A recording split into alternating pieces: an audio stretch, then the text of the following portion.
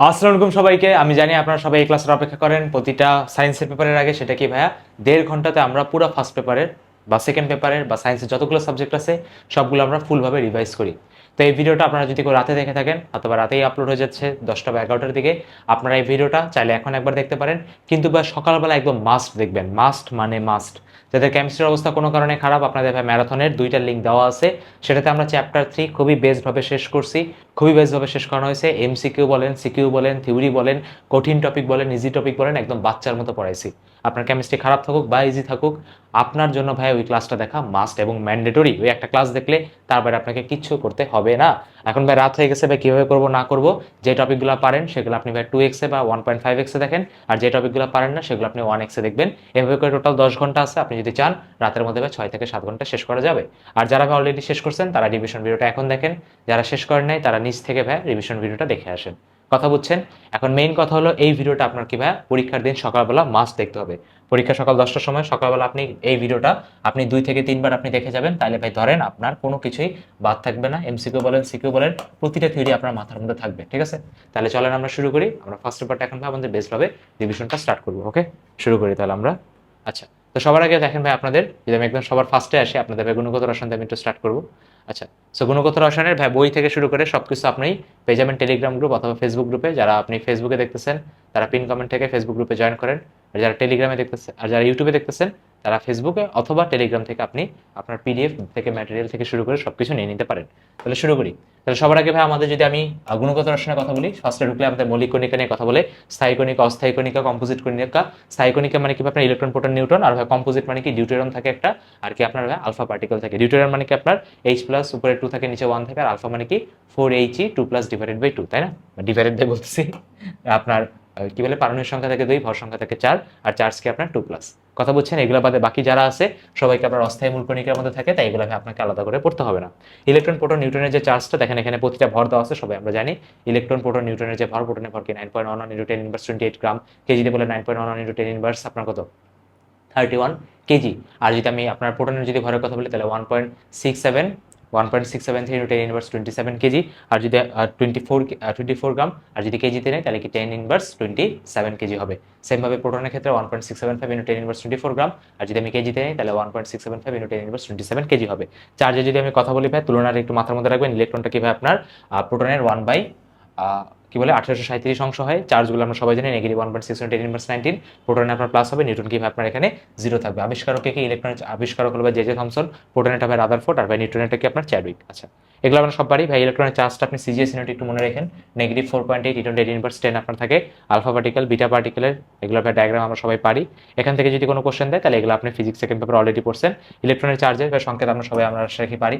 আপনাকে যে কোনো একটা পরমাণু দিয়ে বলতে পারে যেটা প্রোটন বের করো, নিউট্রন বের করো, এটা চার্জ বের করো। তো সেই ক্ষেত্রে বা প্লাস মাইনাস দ্বারা আমরা কি বুঝাই, যেমন সাপোজ ধরো যদি বলা হয় ম্যাগনেসিয়াম 2+ মানে কি 2টা ইলেকট্রন দিয়ে দিছে। যদি কেউ বলে ম্যাগনেসিয়াম 2+ কয়টা ইলেকট্রন আছে, ম্যাগনেসিয়ামের পারমাণবিক সংখ্যা কত 12, 2টা 2+ আছে মানে কি 2টা দিয়ে দিছে মানে কি 10। যদি বা 2- বলতো তাহলে হয়তো কত 14, তাই না? তো এরকম টাইপের তোমাকে কোশ্চেন প্রায় করে। যেমন এখানে একটা কোশ্চেন দেওয়া আছে, ফ্লোরিনের কি ভাই আপনার এখানে পারমাণবিক সংখ্যা, ভর সংখ্যা, আধান সবকিছু আপনার বের করছে। তো এগুলো আপনারা ইজিলি পারবেন। আচ্ছা, এগুলো দেখতে হবে না সবার। তারপর যদি আমি আসি ভাই আইসোটোপ, আইসোবার, আইসোটোন। টোপ মানে কি প্রোটন সংখ্যা সমান, ভার মানে কি আপনার ভর সংখ্যা সমান, আর টোন মানে কি আপনার নিউট্রন সংখ্যা সমান। আচ্ছা, এখন কথা হবে আইসোটোনটাই আপনার দেওয়ার চান্সেস বেশি। সো আইসোটোন যদি কোনো কারণে দেয়, ধরো সাপোজ আমি এখানে একটা বললাম 30, এখানে হলো 14, আর ধরো এখানে 31, এখানে ফসফরাস, এখানে 15। এখন দেখো আইসোটোনের ক্ষেত্রে সবসময় একটা কথা মনে রাখবা, পাশাপাশি এবং নিচে এই যে আপনার যে ডিফারেন্সটা, এই ডিফারেন্সটা কি আপনার অলওয়েজ সেম থাকবে। যেমন খেয়াল করেন এখানে পাশাপাশি ডিফারেন্স কত 1, আর নিচে ডিফারেন্স কত ভাই আপনার 1। কথা বুঝতে পারছেন? যদি সাপোজ এরকম যদি 3, 4, 5টা যাই থাকুক না কেন, আপনি পাশাপাশি ডিফারেন্স দেখবেন। যদি ভাই উপরে ভরের ডিফারেন্স যা থাকবে, নিচে প্রোটনের পারমাণবিক সংখ্যার ডিফারেন্সটাও সেম থাকবে। মানে কি বোঝানোর চেষ্টা করতেছি, ধরেন সাপোজ এখানে আপনার পাশাপাশি দেখলেন ভরের ডিফারেন্স 2, 2, 2, এবং নিচে আপনি ডিফারেন্স দেখলেন 1, 1, 1, মানে কি কনস্ট্যান্ট থাকবে। ভরের ডিফারেন্স তাদের সাথে কনস্ট্যান্ট থাকবে, পারমাণবিক সংখ্যার ডিফারেন্স তাদের সাথে কনস্ট্যান্ট থাকবে। মানে উপরে এবং নিচের ভ্যালুগুলো কনস্ট্যান্ট থাকবে। এমন না যে উপর নিচে ম্যাচ হইতে হবে, এমন না যে উপরে 1 হলে নিচেও একই হইতে হবে, এমন না। বাট নাম্বারটা সেম থাকতে হবে। এমন হলো না যে 3টা পরমাণু দিয়েছে, উপরে ফার্স্টটা ডিফারেন্স পেলেন 1, পরেরটা ডিফারেন্স পেলেন 2, তাহলে সেই ক্ষেত্রে সেটা আইসোটোন হবে না। এটাকে আইসোটোন বের করার শর্টকাট। উপর নিচে মাইনাস করাটা একটু ভেজাল লাগে, পাশাপাশি আপনার মাইনাস করাটা কম্পারেটিভলি ইজি। কথা বুঝতে পারছেন? জি, আপেক্ষিক পর্যায়তা এটা ভাই আপনার সবাই আমরা জানি। এখান থেকে কিভাবে বের করে 63 তাদের পার্সেন্টেজ দ্বারা গুণ করে 100 দ্বারা ভাগ করতে হয়, এগুলো লাগবে না। থমসন রাদারফোর্ড পরমাণু মডেল কবে কি দিছে এগুলো থেকে কোশ্চেন আসে নাই।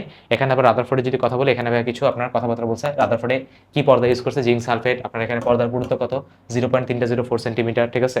তারপর 99% চলে গেছিল, 20,000-এর মধ্যে একটা প্রায় বিপরীত আসছিল, ম্যাক্সিমাম জায়গা আপনার এখানে ফাঁকা। তারপর রাদারফোর্ডের ক্ষেত্রে আপনার এখানে যে কথাগুলো এগুলো একটু মনে রাখেন। রাদারফোর্ডে কি বলছিল, ম্যাক্সওয়েল বলছিল চার্জশীল বস্তু যদি আশেপাশে ঘুরতে থাকে তাহলে কি সে একটা সময় কি করবে, একটা সময় আপনার নিউক্লিয়াসে সে কি পতিত হবে, তাই না? তো এই কথাটা একটু মাথার মধ্যে রাখেন, এগুলোতে ভুল করেন না। হাইড্রোজেন পরমাণু ব্যাস কত ভাই, 10^10 মিটার বা 10^8 সেন্টিমিটার, এগুলো একটু ভাই মাথার মধ্যে রাখতে হবে আপনার। রাদারফোর্ডের মডেল করলে সোলার সিস্টেম মডেল। তারপর আপনার যদি আপনি বোর মডেলে আসেন, বোর কি বলছিল, প্রতিটা কক্ষপথে নির্দিষ্ট ইলেকট্রন নির্দিষ্ট শক্তি স্তরে থাকবে, সেই ক্ষেত্রে আপনার কৌণিক ভরবেগ mvr=nh/2π হবে। আচ্ছা, যে ভাই এগুলো আমরা সবাই পারি, এখানে আপনার কোনো সমস্যা নাই। আচ্ছা, তারপর কি আমরা জানি কি ভাই, আপনার বোর মডেলের যদি একটা জায়গা থেকে আপনি যদি আরেকটা জায়গাতে ইলেকট্রন যদি জাম্প করে, তাহলে সেই ক্ষেত্রে আপনার এনার্জি যে ডিফারেন্সটা সে ডেলি ইজ ইকুয়াল টু আপনার এইচ নিয়ে হবে।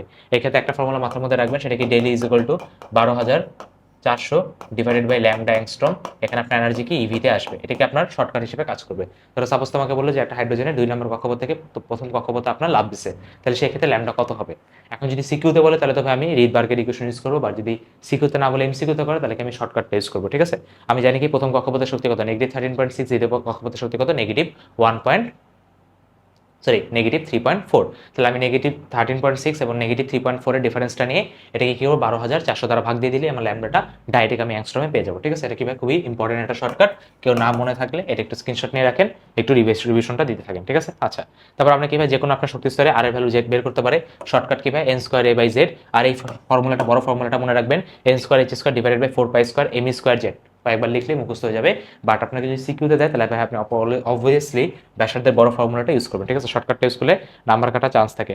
সেম ভাবে ভাই বেকের ফর্মুলাটা কি আপনার 2π² ডিভাইডেড বাই h/z/n, এটা কয়েকবার লিখলেই মুখস্থ হয়ে যাবে। অথবা আপনি এই ফর্মুলাটা মনে রাখতে পারেন, সেটা কি ভাই vn, বা যে কোনো কক্ষপথে v আপনার বের করার ফর্মুলা কি 2.18 × 10⁶ z/n মিটার/সেকেন্ড। এটাকে আপনার শর্টকাট হিসেবে এমসিকিউতে আপনি ইউজ করতে পারেন, বাট সিকিউতে অলওয়েজ ভাই বড় ফর্মুলাটা অ্যাপ্লাই করবেন, ওকে। আচ্ছা, তারপর যদি ভাই আমি শক্তির ফর্মুলা কি ভাই আপনার -2π² m⁴ divided by h² z²/n²। যদি আপনার এখানে শর্ট ফর্মুলাতে ইউজ করতে হয় তাহলে আপনি কি ইউজ করবেন, মানে এমসিকিউতে -13.6 ডিভাইডেড বাই z²n², এটা কি ইভি। যদি কোনো কারণে ভাই আপনার এটা কিসে নেওয়া লাগে, যদি কোনো কারণে ভাই আপনার এটা জুলে নেওয়া লাগে, তাহলে সেই ক্ষেত্রে আপনি ওই যে বেগে আমরা কি পড়ছিলাম 2.1 × 10⁶ না, এখানে সেম হবে 2.1 × 10⁶ 10⁻18 হবে, 18 আপনার এখানে জুল হবে। কথা বুঝতে পারছেন? সেই জিনিসগুলো ভাই মাথার মধ্যে আপনি মাস্ট বি মনে রাখবেন, ঠিক আছে, ভুল করার কোনো অপশন যাতে না থাকে। আচ্ছা, তারপরে আমরা যদি ভাই কোয়ান্টামসদেরকে নিয়ে কথা বলি, 4টা কোয়ান্টাম আছে, ঠিক আছে। প্রধান, সহকারী, ম্যাগনেটিক, স্পিন। এটাকে আমি তোমাদের একটা বাড়ি আকারে দেখাইছিলাম যে সবার আগে যদি তোমার পুরো শহরের নাম্বার যদি 2 হয় তাহলে ভিতরে ভাই বাড়ি থাকবে কয়টা, 2টা, বিল্ডিং থাকবে এটা 2টা, একটা হলো 0, একটা হলো 1। 0টাকে বলা হয় এস, একটাকে বলা হয় কি পি। পির মধ্যে আপনার কিভাবে 3টা রুম থাকবে, -1 0 আপনার 1 মানে px py pz, আর প্রতিটা রুমে কি আপনার প্লাস মাইনাস করে 2টা করে ইলেকট্রন থাকতে পারবে। আচ্ছা, সো প্রধান কোয়ান্টাম সংখ্যা আপনার শক্তি স্তরের আকার, সহকারী আপনার আকৃতি, ম্যাগনেটিক কোয়ান্টাম সংখ্যা কোন জায়গায় কি রুম আছে, সেগুলো আপনাকে আমি আপনার সিকিউ মানে এমসিকিউ সিকিউ ক্লাসে খুব ধীরে সুস্থে পড়াইছি, আশা রাখি আপনার এখানে মনে আছে, ঠিক আছে। আবিষ্কারের নামগুলো একটু মনে রাখেন। প্রধান কোয়ান্টাম সংখ্যা বোর বলছে, সেকেন্ডারি আপনার হলো সমারফিল্ড বলছে, ম্যাগনেটিক আপনার হলো জিম্যান বলছে, আর আপনার স্পিন বলছে কি উলেনবেক এবং গোল্ডস্মিথ বলছে। আচ্ছা, এই 4 থেকে আপনার প্রায় কোশ্চেন দেয়, এখানে আপনাকে পুরো জিনিসটা ডিস্ট্রিবিউট করে লিখতে হয়, ঠিক আছে। 2 এর জন্য আমরা জানি কি বিল্ডিং কি 2টা থাকবে, একটা কি 0, একটা হলো আপনার এস, আর প্রতিটা এস এর পি এর মধ্যে আপনার 3টা করে রুম থাকবে, -1 0 +1 অথবা px py pz। যদি আমরা 3 নম্বর কক্ষপথের কথা বলি, এখানে বিল্ডিং থাকবে কয়টা, 3টা, 0 1 2। 2 নম্বর যে বিল্ডিং থাকবে সেখানে রুম থাকবে কয়টা, 5টা। কেমনে বের করা হয়, নেগেটিভ এল থেকে পজিটিভ এল পর্যন্ত, -2 -1 0 +1 +2, ঠিক আছে। তো এইভাবে করে আপনাকে এই 4টা থেকে আপনাকে চালিয়ে জিজ্ঞেস করতে পারে, সো এটা আপনি ভাই মাথার মধ্যে একটু সেট ডাউন করে রাখেন। আচ্ছা, তারপর যদি আমি বলি যে আপনার কোনো একটা শক্তি স্তর অরবিটালের সংখ্যা যদি বের করতে বলে, তাহলে সেক্ষেত্রে আমরা এটা বের করতে পারি কিভাবে, n²। অরবিটাল মানে কি বিল্ডিং এর নাম্বার, ঠিক আছে। ধরো সাপোজ বলো 3 নম্বর কক্ষপথে কয়টা অরবিটাল থাকবে বা কয়টা আপনার বিল্ডিং থাকবে, সেক্ষেত্রে আমরা কি n² করবো, 3 এর স্কয়ার কত, 9টা আপনার বিল্ডিং থাকবে। প্রতিটা বিল্ডিং বলতেছে, অরবিটাল দ্বারা রুম বুঝায়, ঠিক আছে। অরবিটাল দ্বারা রুম বুঝায়, রুম, ঠিক আছে। কয়টা রুম থাকবে, সেক্ষেত্রে রুম থাকবে কয়টা আপনার, রুম থাকবে আপনার 9টা। যদি 3 নম্বর কক্ষপথ থাকে তাহলে বিল্ডিং থাকবে কয়টা, বিল্ডিং 3টাই থাকবে। বিল্ডিং বলতে আমরা বুঝেছি সহকারী কক্ষপথ।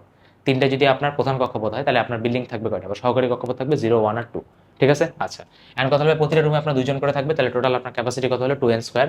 তারপর যদি আমি উপশক্তি স্তর মানে বিল্ডিং এর যদি ভিতরে নিয়ে আসি, তাহলে একটা বিল্ডিং এর ভিতরে রুম থাকবে কয়টা, একটা বিল্ডিং এর মধ্যে অরবিটাল থাকবে কয়টা, 12 + 1। প্রতিটা অরবিটালে বা প্রতিটা রুমের মধ্যে আপনার থাকতে পারবে 2জন করে, তাহলে আপনার এখানে ক্যাপাসিটি কত হলো 2 × 12 + 1, ঠিক আছে। কোনো কিছু মার প্যাচ খাওয়া যাবে না, এগুলো এমসিকিউ করতে হবে, খুবই ইম্পর্টেন্ট, ঠিক আছে। যেটা এখানে লিখে দিচ্ছি যে একটা উপশক্তি স্তরে অরবিটাল সংখ্যা মানে কি রুম নাম্বার কত হবে 12+1 থাকবে, প্রতিটাতে 2টা করে থাকবে।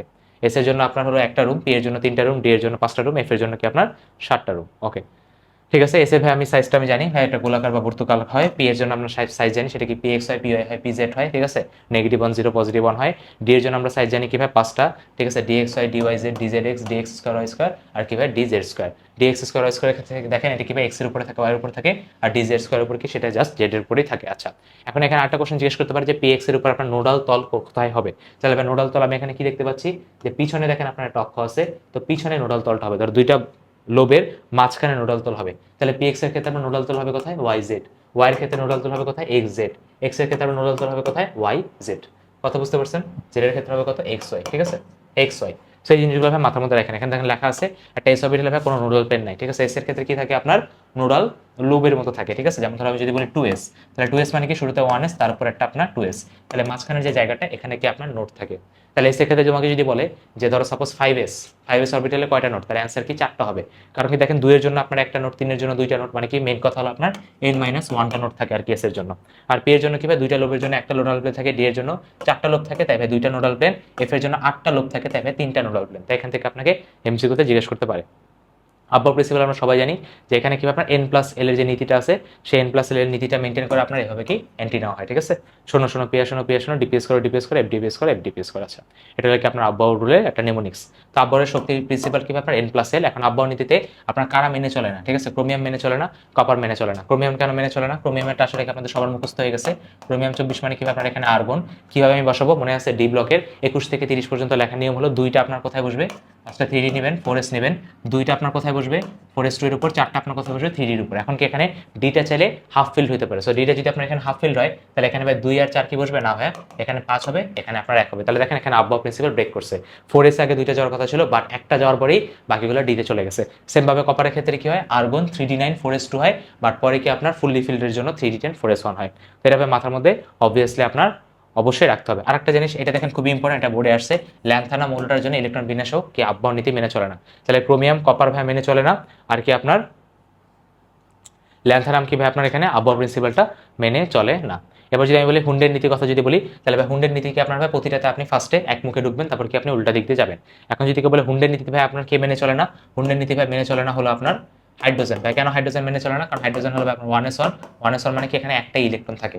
এখানে যদি আপনার 2-3টা রুম থাকতো তাহলে আপনার হুন্ডের প্রিন্সিপাল অ্যাপ্লাই করা যায়, ঠিক আছে। আচ্ছা, তারপর ভাই কোনটা অধিক স্থিতিশীল, অর্থপূর্ণ বা ফুললি ফিল্ড, এগুলো ভাই কথা বলা হয়েছে। পলির বর্জন নীতিতে আমরা কি জানি যে একই পরমাণুতে যে কোনো দুইটার আপনার 4টা কোয়ান্টাম সংখ্যা বলা সেম থাকবে। এখন পলির বর্জন নীতি ভাই কে মেনে চলে না, হাইড্রোজেন মেনে চলে না। কারণ কি দেখেন এখানে ডেফিনেশনে বলা হয়েছে 2টা ইলেকট্রনের 4টা কোয়ান্টাম সংখ্যা আলাদা। এখন এখানে মিনিমাম 2টা ইলেকট্রন লাগবে, হাইড্রোজেন ইলেকট্রন থাকে কয়টা, একটা একটা, বুঝতে পারছেন। এই জন্য ভাইয়া মানে মেনে চলে না এমন না, মানে এটা অ্যাপ্লাই করার জায়গায় নেই। 2টা ইলেকট্রন থাকলে না তুমি পলির বর্জন নীতি অ্যাপ্লাই করতে পারবা। হাইজেনবার্গের আপনার ফর্মুলা কি, del x into del p greater than or equal to আপনার h/2 পাই। তারপর আপনার ডি ব্রগলির ইকুয়েশন কি, lambda is equal to h/p, ঠিক আছে। মহাজাগতিকের ক্ষেত্রে এই জিনিসগুলোর ক্ষেত্রে আপনাকে যেটা মনে রাখতে হবে সেটা হলো অতিবেগুনি, অবলোহিত এবং দৃশ্যমানটা, ঠিক আছে।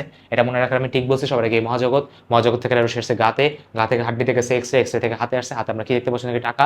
টাকা আমরা কিভাবে দেখি, ইউভি দিয়ে, যেটা জাল নাকি আসল, চোখ দিয়ে দেখছি, তার মানে কি ভিজিবল। তারপর আমরা কি বাসার মধ্যে বসে আছি, মানে কি ইন্ট্রোভার্ট, ইনফারি, ইনফারি মানে অবলোহিত রশ্মি, ওটাতে একটা মাইক্রোওয়েভ কিনলাম আর কি মাইক্রোওয়েভ, এবং লাস্টে কি আপনার রেডিও ওয়েভ। এখন দেখেন দৃশ্যমানটা আমরা সবাই জানি 380 থেকে 780, এখানে আপনার বেনিয়া সহ কলা আসে, বেগুনি, নীল, সবুজ, হলুদ, কমলা সহ আর কি লাস্ট আপনার লাল। আচ্ছা, আর এই ক্ষেত্রে মনে রাখবেন কেমনে, ডিজিটগুলো একটু খাতায় লিখে লিখে মুখস্থ করতে হবে। 380, 424, 500, 380, 424, তারপর হলো আপনার 450, 500, 575, 590, 647, 780, ঠিক আছে। 380, 424, 450, 500, 575, 590, 647, সেগুলো লিখলে আপনার বাকি সিরিয়ালগুলো মনে থাকবে। এখন দেখেন এখানে মেইন কথা হলো অতিবেগুনিটা আপনার কি 10 থেকে 380-র মধ্যে ডাইরেক্ট বলতে পারে যে এক জায়গা থেকে আরেক জায়গায় লাভ দিচ্ছে, এটা কোন রশ্মির মধ্যে পড়ে। আমরা জানি কি লাইমেন বাবার প্যাসেনবার্গের ফান্ডের মধ্যে লাইমেনে আপনার কি n1টা 1 থাকে। এখন লাইমেনে যে কোনো রশ্মি যদি আসে, প্রতিটা রশ্মি যেখান থেকে আসুক, সেই রশ্মিটা অবশ্যই আপনার কিসের মধ্যে পড়বে, অতিবেগুনির মধ্যে পড়বে। কিসের মধ্যে পড়বে, অতিবেগুনির মধ্যে পড়বে। তাই মনে রাখবেন যদি n1 = 1 হয়, জিজ্ঞেস করবে যে রশিটা কিসের মধ্যে পড়ছে, তখন এই রেঞ্জটা মুখস্থ থাকা লাগবে 10 থেকে 380, এটা লিখতে হবে সিকিউতে, তাহলে ফুল মার্ক পাবেন। আর ভাই আপনার ভিজিবলের ক্ষেত্রে 380 থেকে 780, ভিজিবল শুধুমাত্র পাওয়া যায় কোথায়, আপনার বামার সিরিজে, যখন আপনার টেক অফের যে জায়গাটা সেটা আপনার 2 নম্বর কক্ষপথ থাকে। আর এরপর যারা আছে প্যাসচেন ব্র্যাকেট থেকে শুরু করে এভরিওয়ান, তারা সবার কিসের মধ্যে পড়ে, অবলোহিতের মধ্যে পড়ে। তাই অবলোহিত রেঞ্জটা জানা লাগবে, সেটা কি 780 ন্যানোমিটার থেকে 1 মিলিমিটার। যদি রেঞ্জ অ্যাটলিস্ট মুখস্থ নাই থাকে, তাও সেক্ষেত্রে এটা মনে রাখবেন যে লাইমেনের জন্য সব রশ্মি কি অতিবেগুনি, বামারের জন্য সব রশ্মি দৃশ্যমান, আর তার উপরে যারা আছে প্যাটসেন ব্র্যাকেট ফান্ড সিরিজ সবাই কি আপনার অবলোহিতের মধ্যে পড়ে, ঠিক আছে। আচ্ছা, ইজ ইকুয়াল টু আপনার এসি বাই ল্যামডা, এখান থেকে আপনার রিলেশন আমি বারবার বলছি যে ইজ প্রপোর্শনাল টু আপনার new, is inverse proportional to lambda and is proportional to আপনার নিউ বার, ঠিক আছে। নিউ বার দ্বারা আমরা কি বুঝাই, কম্পাঙ্ক সংখ্যা বুঝাই, ঠিক আছে। তো এই জিনিসগুলো আপনাকে মাস্ট বি মনে রাখতে হবে। আচ্ছা, দৃশ্যমান আলোর ভাই রেঞ্জ 384, 424, 450, 500, 575, 590, 640, 780, এগুলো লিখে লিখে মুখস্থ করতে হবে। নিউ বারে আমি রিলেশন এখান থেকে আপনাকে পড়ানো হয়েছে। আচ্ছা, ল্যামডার ইকুয়েশনটা অলওয়েজ মনে রাখতে হবে 1 by lambda R H into 1 by n square minus 1 by N2 square into by Z square, ঠিক আছে। এখানে আপনার হাইড্রোজেনের জন্য বলছে, তাই জেড স্কোয়ারটা আপনার এখানে মিসিং আছে। দেখেন লাইমেনের জন্য প্রতিরাশিক অতিবেগুনি, বামারের জন্য দৃশ্যমান, আর তারপরে যারা আছে সবাইকে আপনার অবলোহিতের মধ্যে পড়ে। লাইমেনের ক্ষেত্রে টেক অফের জায়গায় 1, বামারের ক্ষেত্রে 2, আর বাকিদের ক্ষেত্রে কি আপনার সিরিয়ালি 3, 4, 5, 6 এরকম করে ফলো করা হয়। আচ্ছা, যে কোনো সিরিজের জন্য তোমাকে জিজ্ঞেস করতে হবে সর্বোচ্চ শক্তি কোথায় পাবো। সর্বোচ্চ শক্তি মানে কি একদম দূর থেকে আসতে হবে, মানে কেন্দ্রটা হবে তোমার কি ইনফানাইট, আর সর্বনিম্ন কি ঠিক তার পাশেরটা থেকে আসতে হবে, মানে কি n1 + 1। যেমন বামারের জন্য আসবে কোথা থেকে, 3 নাম্বার থেকে, লাইমেনের জন্য আসবে কোথা থেকে, 2 নাম্বার থেকে, ঠিক আছে। আচ্ছা, এখন ভাই দেখেন আপনার ইউভি রশ্মিতে আমরা কি করি, ইউভি রশ্মিতে আপনার যেটা করা হয় সেটা কিভাবে আপনার জালটাকে শনাক্ত করা হয়। আয়ারের ক্ষেত্রে আপনার কি করা হয়, আয়ারে ভাই আপনার 3 ধরনের আয়ার থাকে, ফার আয়ার, মিডল আয়ার আর ভাই নিয়ার আয়ার, ঠিক আছে। আয়ারের ক্ষেত্রে আপনি কি ক্যান্সার আক্রান্ত কোষ শনাক্ত করা হয়, জৈব গঠন শনাক্ত করা হয়, মস্তিষ্কের রোগ, মানে যত ধরনের ফিজিক্যাল ইস্যুস যতগুলো আছে সেগুলোকে আপনার আয়ার দিয়ে সলভ করা হয়। আয়ারের রেঞ্জ কি 780 নানোমিটার থেকে 1 মিলিমিটার। নিয়ার আয়ারের ক্ষেত্রে কি রক্তের হিমোগ্লোবিন চেক করা হয়। এমআরআই এর ক্ষেত্রে নরমের টিস্যু, আর নরম টিস্যু মানে কি মস্তিষ্কের ক্ষতি অথবা ব্রেইন ক্যান্সারের ক্ষেত্রে এমআরআই ইউজ করা হয়। আর এনএমআর এর জন্য কি আপনার এমআরআই মেশিন দিয়ে আপনার ছবি তোলা হয়, ঠিক আছে। এখানে আপনার নিউক্লিয়িক ম্যাগনেটিক রেজোনেন্সের জন্য আমরা কি ইউজ করি, C13 ইউজ করি, C13, ঠিক আছে। C13 এর আইসোটোপটা ইউজ করা হয়। আচ্ছা, তারপর যদি আমি লাস্ট আসি শিক্ষা পরীক্ষার জন্য দেখেন আপনাকে প্রতিটা আপনার ভ্যালু মনে রাখতে হবে। যেমন পটাশিয়ামের জন্য আপনার বেগুনি, সোডিয়ামের জন্য আপনার সোনালী হলুদ, ক্যালসিয়ামের জন্য ইটের মতো লাল, কপারের জন্য ভাই নীলাভ সবুজ, বেরিয়ামের জন্য কাঁচা আপেল, লেডের জন্য সাদাটে নীল, লিথিয়ামের জন্য ক্রিমসন রেড, আর্সেনিকের জন্য আপনার নীলবর্ণ, স্ট্রনশিয়ামের জন্য টকটকে লাল, আর সিজিয়ামের জন্য নীলবর্ণ, ঠিক আছে। এগুলো মনে রাখতে হবে, ব্লু গ্লাসেরটা নাম মনে রাখলে চলবে। আর ইম্পর্টেন্ট জিনিস, শিক্ষা পরীক্ষায় আপনার এসিএল ব্যবহার করা হয়, কেন ব্যবহার করা হয়, কারণ আগে ক্লোরাইড লবণ বানায়, এবং ক্লোরাইড লবণ কি ইজিলি আপনার তাপের সাথে রিয়েক্ট করে উদ্দায়ী হতে পারে। আচ্ছা, দ্রাব্যতার ফর্মুলাটা আসলে কি আপনার সবার মনে আছে যে কি প্রতি 100 গ্রাম দ্রাবকে কত গ্রাম দ্রব্য তুমি দ্রবীভূত করছো, কথা বুঝতে পারছেন। আচ্ছা, এখন এই ক্ষেত্রে মাঝে মাঝে তোমাকে কোশ্চেন এইভাবে করে যে প্রতি 100 ml কিছু বলে দেয় না, প্রতি 100 ml ধরো তোমাকে বললো সাপোজ 2 গ্রাম দ্রব্য আছে। যদি কখনো ml ওয়াটটা ইউজ করে তাহলে তোমাকে বুঝতে হবে এটা কি দ্রবণ দেওয়া। যদি ml ওয়াট ইউজ করে তাহলে বুঝবা কি ভাই দ্রবণ দেওয়া। আর যদি গ্রাম ওয়াট ইউজ করে নিচে 100 গ্রাম যদি 100 গ্রাম বলে তার মানে এটা দ্রাবক দেওয়া। যদি 100 ml বলে তাহলে এটা দ্রবণ দেওয়া। সিকিউতে আসছে তাই আমি আর কি বলে দিচ্ছি, প্যাচ খাবেন না। তারপর আমরা কি এখানে এস এর ফর্মুলাটা জানি, 100m divided by m - m। এখানে ছোট m দ্বারা বোঝায় দ্রব্যের ভর, আর বড় হাতের m দ্বারা বোঝায় কি আপনার দ্রবণের ভর। এখন কিভাবে বের করবো, ধরো সাপোজ তোমাকে যদি কেউ বলে যে 100 গ্রাম দ্রাবকে আমার 10 গ্রাম দ্রব্য আছে, এখন আমাকে বলতো এখানে দ্রবণের পরিমাণ কি, তাহলে দ্রব্য আছে 10 গ্রাম, দ্রাবক আছে 100 গ্রাম, তাহলে এখানে দ্রবণের পরিমাণ হবে কত, 110, কথা বুঝছেন। তাই এই জিনিসগুলো আপনাকে মাথার মধ্যে মাস্ট বি রাখতে হবে। আচ্ছা, যেমন দেখেন এখানে বলছে কি লবণের দ্রাব্যতা দেওয়া আছে, 100 গ্রাম সম্পৃক্ত লবণ দেওয়া আছে, কত গ্রাম দ্রব্যের প্রয়োজন হবে। এটা চাইলে আপনি ফর্মুলা দিয়ে করতে পারেন, আপনি চাইলে আবার ঐকিক নিয়ম দিয়েও করতে পারেন, ঠিক আছে। ঐকিক নিয়ম কি দেখেন, 40 গ্রাম যদি দ্রাব্যতা হয় তাহলে দ্রব্য কত 40 আর দ্রাবক কত 100, তাহলে আমাকে বলেন দ্রবণ কত হবে 100 + 40। তাহলে আপনি এখানে বলতে পারেন 140 গ্রাম দ্রবণের জন্য দ্রাব্যতা হলো 40, একের জন্য হলো কত 40/140, সুতরাং 400 গ্রাম সম্পৃক্তের জন্য 400 জন্য হবে কত 40 × 400 ডিভাইডেড বাই 140। দেখেন আপনি এখানে একই ইকুয়েশন আসছে, 40 × 400 ডিভাইডেড বাই 140, 40 × 400 ডিভাইডেড বাই 140। আপনি এভাবে করতে পারেন, আপনার ইচ্ছা। তবে এটা ভাই খুবই ফেমাস, আপনার কি হাইয়েস্ট টেম্পারেচার থেকে আপনাকে লোয়েস্ট টেম্পারেচার নামায় বলে যে ভাই কতটুকু এখানে শীতল করা হয়েছে। তখন সেই ক্ষেত্রে আপনার কি করবেন, ধরেন আপনার এখানে বলছে কি 85 তাপমাত্রায় 120 গ্রাম সম্পৃক্ত দ্রবণকে আপনার নামানো হয়েছে। তো সেই ক্ষেত্রে আপনি আগে বলবেন যে দ্রবণের ক্ষেত্রে কত গ্রাম ক্যালসিয়াম হয়েছে, একে কত হয়েছে, সুতরাং যেটাই যাবে সেখানে তোমার ক্যালসিয়াম বের করতে হবে। এটা তোমার সিকিউর খুব কমন একটা টপিক, সিকিউ থেকে আপনার এটা দেখে নিলেই হয়ে যাবে। আচ্ছা, তারপরে তাপমাত্রার প্রভাব যদি আমি বলি ভাই দ্রাব্যতার ক্ষেত্রে, তাহলে সেই ক্ষেত্রে কি এটা আপনার সিকিউতে অ্যাজ ইট ইজ লিখতে হবে। দ্রাবক যদি তাপহারী হয় তাহলে তাপমাত্রা বৃদ্ধির সাথে সাথে দ্রাবের দ্রাব্যতা বাড়বে। এখন ভাই কাদের দ্রাব্যতা বাড়ে এটা একটু মনে রাখেন, জেনারেলি নাইট্রেট লবণগুলোর বাড়ে। জেনারেলি কাদের বাড়ে ভাই, নাইট্রেট লবণগুলোর বাড়ে, এবং গ্রুপ নাম্বার 1 নাইট্রেট লবণ এবং গ্রুপ নাম্বার 1। আর দ্রাবক যদি তাপ উৎপাদী হয় তাহলে তাপমাত্রা বৃদ্ধির সাথে সাথে দ্রাব্যতা হ্রাস পায়। কারা হয়, নাইট্রেট একটাই আছে, সেই ক্ষেত্রে কি আপনার গ্রুপ নাম্বার 2, আর বাকি যারা আছে হাইড্রোক্সিল আয়ন যারা আছে সবাইকে আপনার দ্রাব্যতা হ্রাস পায়, কারণ কি তার দ্রাবকটা তাপ উৎপাদী। একমাত্র একটাই লবণ আছে যার কি তাপমাত্রা বৃদ্ধির সাথে সাথে ফার্স্টে দ্রাব্যতা বাড়ে দেন দ্রাব্যতা কমে, এটা কি আপনার গ্লোবাল লবণ। গ্লোবাল লবণের সংকেতটা মনে রাখেন N2SO4 × 10 পানি, ঠিক আছে। আচ্ছা, দ্রাব্যতা গুণফল আমরা সবাই জানি, ডেফিনেশন আপনি পড়ে নিন। দ্রাব্যতা গুণফলের ডাইরেক্ট শর্টকাট আমরা জানি, সেটা কি ভাই m⁴ n × n × s⁴ m + n। এখন এই ক্ষেত্রে আমি যেটা আপনাকে সাজেস্ট করবো এগুলো মনে রাখেন। এবির ক্ষেত্রে ভাই আপনার দাবতার গুণফল কত, এস স্কোয়ার। তারপরে এবি টুর ক্ষেত্রে ভাই আপনার দাবতার গুণফল কত, 4s কিউব। তারপর আপনাকে যদি বলা হয় এবি থ্রির ক্ষেত্রে আপনার কত হবে, 27s⁴। তারপর যদি কেউ বলে এ টু বি থ্রি আপনার ক্ষেত্রে কত হবে, 108s⁵, 108s⁵। আর ধরেন আপনার এই তো এই কটা মনে রাখলে হবে, এর থেকে বেশি আর কি আপনার, এর থেকে বেশি আপনার মনে রাখতে হবে না। আচ্ছা, এখন দেখেন এখানে এবির ক্ষেত্রে এস স্কোয়ার, এই দেখেন 2 এর স্কোয়ার আমি সামনে বসেছি 4, 3 এর কিউব বসাইছি আমি সামনে কত 27, আর 3 আর 1 কত আপনার 4, আর এ টু বি থ্রির ক্ষেত্রে কত, দুইটা যোগ করলে s⁵, আর সামনে কত 108। তো এগুলো মনে রাখলে আপনি এমসিকিউতে ডাইরেক্ট আপনি ইউজ করতে পারবেন, বারবার ফর্মুলা ব্যবহার করা লাগবে না। পরীক্ষাতে আসলে এই কয়টাই দিবে, ঠিক আছে, এর বাইরে আপনার দেওয়ার চান্সেস নাই। আচ্ছা, যদি ভাই আপনার কেআইপি কেএসপি থেকে বড় হয় তাহলে অদক্ষেপ হবে, যদি সমান হয় তাহলে সম্পৃক্ত, যদি ভাই আপনার ছোট হয় তাহলে কি অসম্পৃক্ত, এটা আমরা সবাই জানি, এগুলো নিয়ে কারো কোনো সমস্যা নাই। সময়ের ক্ষেত্রে ভাই এই জিনিসটা মাথার মধ্যে মাসবি রাখবেন, যেমন দেখেন এখানে এনএসসি দাবতা দিয়ে দিয়েছে, বলছে কি এর সাথে আপনার 0.1 কেসিএল আপনার যোগ করা হয়েছে, তাহলে এখানে সময়নকে বুঝতে পারতেছেন সিএল, তাহলে আপনাকে কি করতে হবে, সিকিউতে সিএলটা যোগ করতে হবে। যেমন দেখেন এনএসসিএল আপনি যখন এখানে ইকুয়েশন লিখছেন তখন সিএল আপনি কি করছেন, একটা এটা প্লাস হবে, একটা প্লাস পয়েন্ট অন করে দিয়েছেন, এটা প্লাস পয়েন্ট অন করে দিয়েছেন।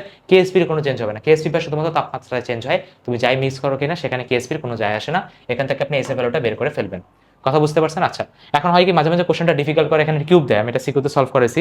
তো যখন আপনার কিউব দিবে সেই ক্ষেত্রে আপনি একটা জিনিস মনে রাখবেন যে ভাই এস যে আছে, এস এর স্কোয়ার বলেন সেটা কি সবচেয়ে ছোট, এস এর কিউব বলেন সেটাও কি আপনার সবচেয়ে ছোট, জাস্ট আপনার এখানে থাকবে কি, জাস্ট আপনার এখানে থাকবে কি 0, মানে এস এর যে পাওয়ার 1, জাস্ট এস এর পাওয়ারটা আপনি রাখবেন, আর বাকি এস স্কোয়ার বলেন এস কিউব বলেন এগুলো সব আপনি কি করবেন, ধারণ করে বাদ দিয়ে দিবেন, ঠিক আছে।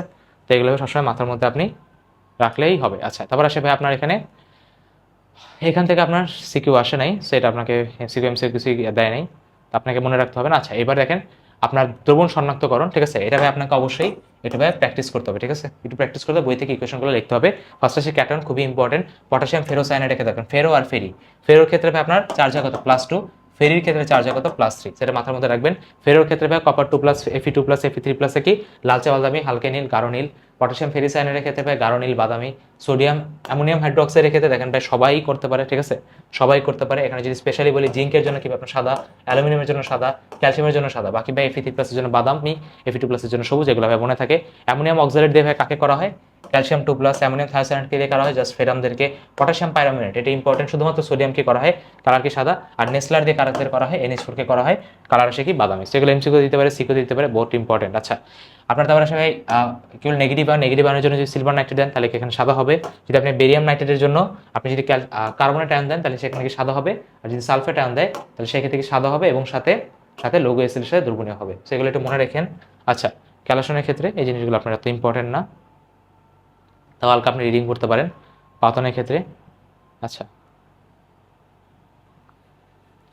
এবার দ্রাবক নিষ্কাশন খুবই ইম্পর্টেন্ট, দ্রাবক নিষ্কাশনের এই ফর্মুলাটা মাথার মধ্যে রাখেন, সেটা কি x0 KD V1 divided by KD V1 plus V2। আচ্ছা, KD জিনিসটা কি সেটা একটু আমাকে বলে দিই। ধরেন সাপোজ আপনার কাছে একটা স্লাইড আছে, সেই স্লাইডে আপনি একটু পানি রাখছেন, পানিতে লবণ দিচ্ছেন, এখন তার মধ্যে যদি আপনি তেল দেন, তার মধ্যে যদি আপনি তেল দেন তাহলে কি হবে, লবণের কিছু অংশ তেলের মধ্যে যাবে আর কিছু অংশ পানির মধ্যে থাকবে। তো সেই ক্ষেত্রে আপনার কেডিতে কি বলা হয়, উপরে আপনার বলা হয় যে ভাই আপনার নতুন যে পদার্থ দিচ্ছেন সেই নতুন পদার্থের ঘনমাত্রা, আর নিচে দেওয়া হয় কি আপনার পুরাতন যে পদার্থ দিচ্ছেন তার ঘনমাত্রা, ঠিক আছে, নতুন পুরাতন যে পদার্থ দিচ্ছেন তার ভাই ঘনমাত্রা। ভাই বুঝি নাই, আরে নতুন যে তেল দিলি ওই তেলের মধ্যে কিছু লবণ যাবে না, যাবে, তাহলে নতুন পদার্থ ঘনমাত্রা পাবি না, পাবি। পুরাতন যে ঘনমাত্রা পানি যাচ্ছে সেই পানির মধ্যে কিছু লবণ থাকবে না, থাকবে, তাহলে এই দুইটা ঘনমাত্রা আপনাকে রেশিও নিতে হবে, এটিকে আপনার কি ডাইরেক্ট বলাই থাকবে, বা যদি নাও বলা থাকে উপরে যে কি সে নতুন পদার্থ, যে নিচে যে আছে সে কি পুরাতন পদার্থ, জাস্ট দুইটা মনে রাখতে, নতুন আর পুরাতন। এখানে আপনার x0টা কি, x0টা হলো পুরাতন যে ভরটা, মানে প্রাথমিক যে ভরটা, ঠিক আছে, কেডি কি বন্টন ধ্রুবক বলেই দিবে। আচ্ছা, V1টা কি প্রাথমিক দ্রব্যের আয়ন, প্রাথমিক দ্রব্যের আয়ন মানে কি পুরাতন যেটা আছে সেটা। V2 কি ভাই আপনার নতুন যেটা দিচ্ছেন, V2 কি ভাই আপনার নতুনটা, ঠিক আছে, V1 হলো কি আপনার পুরাতনটা, V2 হলো কি আপনার পুরাতন নতুনটা, আর x0 কি ভাই আপনার পুরাতনটা। বুঝা গেছে ভাই? পুরাতন নতুন কিভাবে জাজ করবো, কেডির একটা ভ্যালু দিয়ে দিবে, ধরো CCl4/H2O, তাহলে উপরে যে আছে CCl4 ওর রিলেটেড যা আছে সব কি নতুন, আর নিচে যে পানি ওর রিলেটেড যা আছে সব কি পুরাতন। বুঝা গেছে? জাস্ট পুরাতন আর নতুন মনে রাখতে হবে, V1 কি পুরাতন, V2 কি নতুন, x0 কি পুরাতন। আর ভাই লাস্টে আপনার উপরে পাওয়ারে আপনার যে এন আছে সেই এনটা দ্বারা আপনি কয়বার এটা নিষ্কাশিত করছেন, একবার, দুইবার, তিনবার না চারবার, দিলে ফর্মুলা বসলে ম্যাথ শেষ। এখান থেকে ম্যাথ আসার চান্সেস আছে, একটা ম্যাথ দেখেন এখানে দিয়ে দিছে, আপনি যাইতে যেতে ম্যাথটা একটু ভাই নোট টোট সব দেওয়া থাকবে, এখান থেকে ম্যাথটা একটু ভাই দেখে নেবেন, ঠিক আছে, হালকা একটু দেখে নিলেই কাজ শেষ। আচ্ছা, ক্রোমাটোগ্রাফি যদি আমি কথাবার্তা বলি, ক্রোমাটোগ্রাফির আপনি একটা প্রকারভেদ দেখেন, দুই ধরনের আছে, স্থির দশা আর কিংবা আপনি চলনশীল দশা। পোলার আকার, এটা একটু ভাই মনে রাখেন। সিওএইচ এর হবে আপনার কি সবচেয়ে বেশি, দেন ওএইচ, দেন NH2, দেন CH2, দেন CO, দেন কি আপনার ইথিন। পেপার ক্রোমাটোগ্রাফির মান কত 0.5, RF এর মান কি 1 থেকে সবসময় ছোট হবে। তার কারণটা কি হয়, ধরো তোমার একটা স্লাইডের মধ্যে কিছু পদার্থ থাকে, সেটার মধ্যে কি আপনি বাইরে থেকে দ্রবণ দিলেন, তাহলে এখন হয় কি মাধ্যমের মধ্যে দ্রবটা কতটুকু সামনের দিকে গড়ায় গেছে, বুঝা গেছে। ধরো একটা স্লাইডের মধ্যে তুমি পানি নিলা, তাহলে পানিটা সামনে কতটুকু স্লিপ করছে ওই দৈর্ঘ্যটা আমরা উপরে বসাই, আর নিচে আমরা কি বসি টোটাল দূরত্ব। এই জন্য RF এর ভ্যালু অলওয়েজ 1 থেকে ছোট আসে। ওকে, আচ্ছা, এখন দেখেন ক্রোমাটোগ্রাফির একটু প্রকারভেদগুলো দেখেন। অধিশোষণ বা বন্টন, অধিশোষণের কলাম আসে, পাতলা স্তর আছে, স্থির মাধ্যম হলে দেখেন কঠিন, তরল মাধ্যম কি আপনার সচল মাধ্যম কি কঠিন, পাতলা স্তরে হলো স্থির মাধ্যম কঠিন, সচল মাধ্যম কি তরল। পেপার ক্রোমাটোগ্রাফিতে স্থির মাধ্যম তরল, সচল মাধ্যম তরল, পাতলা স্তরে আপনার স্থির মাধ্যম তরল, আর কি সচল মাধ্যম গ্যাস। সেগুলো হালকা পাতলা রিডিং করেন, এখান থেকে কোশ্চেন অনেক আগে আসছিল, বাট এবার আর কি দিতে পারে। ঠিক আছে, যা যা বলতেছি সেগুলো মাস্ট বি মনে রাখতে হবে, এবারে আপনাকে সেরকমভাবে এফোর্ট দিতে হবে না। আচ্ছা,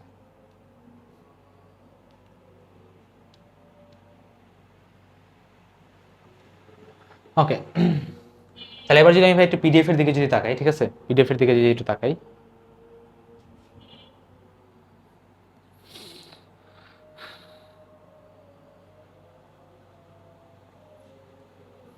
পিডিএফ এর জিনিসগুলো আর কি আরেকবার আপনার দেওয়া আছে। আচ্ছা, এখানে দেখেন ভাই কিছু কিছু ইনফরমেশন, সেগুলো আপনাকে একটু আমি এখানে বলে দিচ্ছি। আচ্ছা, এখানে আপনি ইনফরমেশন যেটা দেখতে পাচ্ছেন সেটা কি আপনার ভাই নিয়ার আইআর এর ভাই রেঞ্জ দেওয়া আছে 780 থেকে 2500 ন্যানোমিটার, মিডল আইআরে দেওয়া আছে 2500 থেকে 25000, আর ফায়ারে দেওয়া আছে কত 25000 থেকে 10⁶ ন্যানোমিটার। ঠিক আছে, আচ্ছা, এখন কথা হলো ভাই আপনার এখানে এফআইআর দিয়ে আপনার ক্যান্সার আক্রান্ত করা হয়, জৈব যৌগের ক্ষেত্রে আপনার এমআইআর ইউজ করা হয়, আর ভাই আসল টাকা দিয়ে একটা উদ্দীপক দাও, উদ্দীপক আপনি 200 থেকে 375 ন্যানোমিটার দিচ্ছেন, বুঝতে পারছেন এটা ইউভি রশ্মি, জাল টাকা দিলে ওটাকে অ্যাজ ইট ইজ বিকৃত করবে, বাট আসল টাকা হলে সেখানে ফ্লোরেসেন্ট ফসফর থাকে, সেটা বিকৃত করবে কি আপনার দৃশ্যমান রেঞ্জে। মানে কি যদি এটা আসল টাকা হয় তাহলে সেটা করবে কি আপনার ইউভি রশ্মিটাকে দৃশ্যমান রশ্মিতে বানায় ফেলবে। ঠিক আছে, আচ্ছা, তারপর আপনার ভাই এনএমআর এর জন্য সি এর উপর আপনার 13, এই জিনিসগুলো একটু মনে রাখবেন। আচ্ছা, দ্রাব্যতার ক্ষেত্রে ভাই যেরকম গ্রাফ রিলেটেড কোশ্চেন আসে, গ্রাফ রিলেটেড একটা কোশ্চেন দেখাই, দেখেন গ্রাফ রিলেটেড কোশ্চেন আপনার এখানে দেওয়া আছে, বুঝতেই পারতেছেন যারা উপরে কি ভাই তারা নাইট্রেট লবণ, যারা নিচের দিকে তারা কি আপনার হাইড্রোক্সিল লবণ, আর উপরে যে নিচে নামছে সে কি আপনার গ্লোবাল লবণ, তাই না। তো দেখেন এখানে প্রতিটা কারণ আপনার দেওয়া আছে, কোন ক্ষেত্রে কি হয় 3টা গ্রাফ আপনি আলাদা আলাদা করে লিখবেন। গ্লোবাল লবণ ভাই আপনার কোন ক্ষেত্রে কোন টেম্পারেচার পর কি নিচের দিকে নামে সেগুলো একটু বলতে হবে। বেসিক কারণটা কি, উপরে যখন যায় দ্রাবকটা কি হয় তাপ হারি, নিচে যখন যায় সেই দ্রাবকটা কি হয় তাপ উৎপাদী। চাপের প্রভাবে হেনরিস ফর্মুলা, হেনরিস কনস্ট্যান্টের ক্ষেত্রে আসতে পারে, এটা খুব ইম্পর্টেন্ট একটা এমসিকিউ। সেটা কি অনেকে বলে কি কমন আয়ন ইফেক্ট যখন থাকবে, অনেকে বলে কি আই আছে তাহলে দ্রাব্যতা হ্রাস পাবে, কিন্তু ব্যাপারটা ভাই সত্য না, ব্যাপারটা ভাই সত্য না। যদি কোনো কারণে একটা জটিল আয়ন তৈরি করে তাহলে সেই ক্ষেত্রে কিন্তু ভাই দ্রাব্যতা বৃদ্ধি পায়, এটা কিন্তু বোর্ডে আসা কোশ্চেন, তাই আর কি আপনাকে বলে দিচ্ছি। ঠিক আছে, আচ্ছা, আচ্ছা, এখানে ভাই অনেকগুলো এমসিকিউ আছে, সবগুলো এমসিকিউ আসলে আপনার ক্লাস থেকে পড়ছেন, মেন মেন কনসেপ্ট আমি মোটামুটি বলে দিছি। আচ্ছা,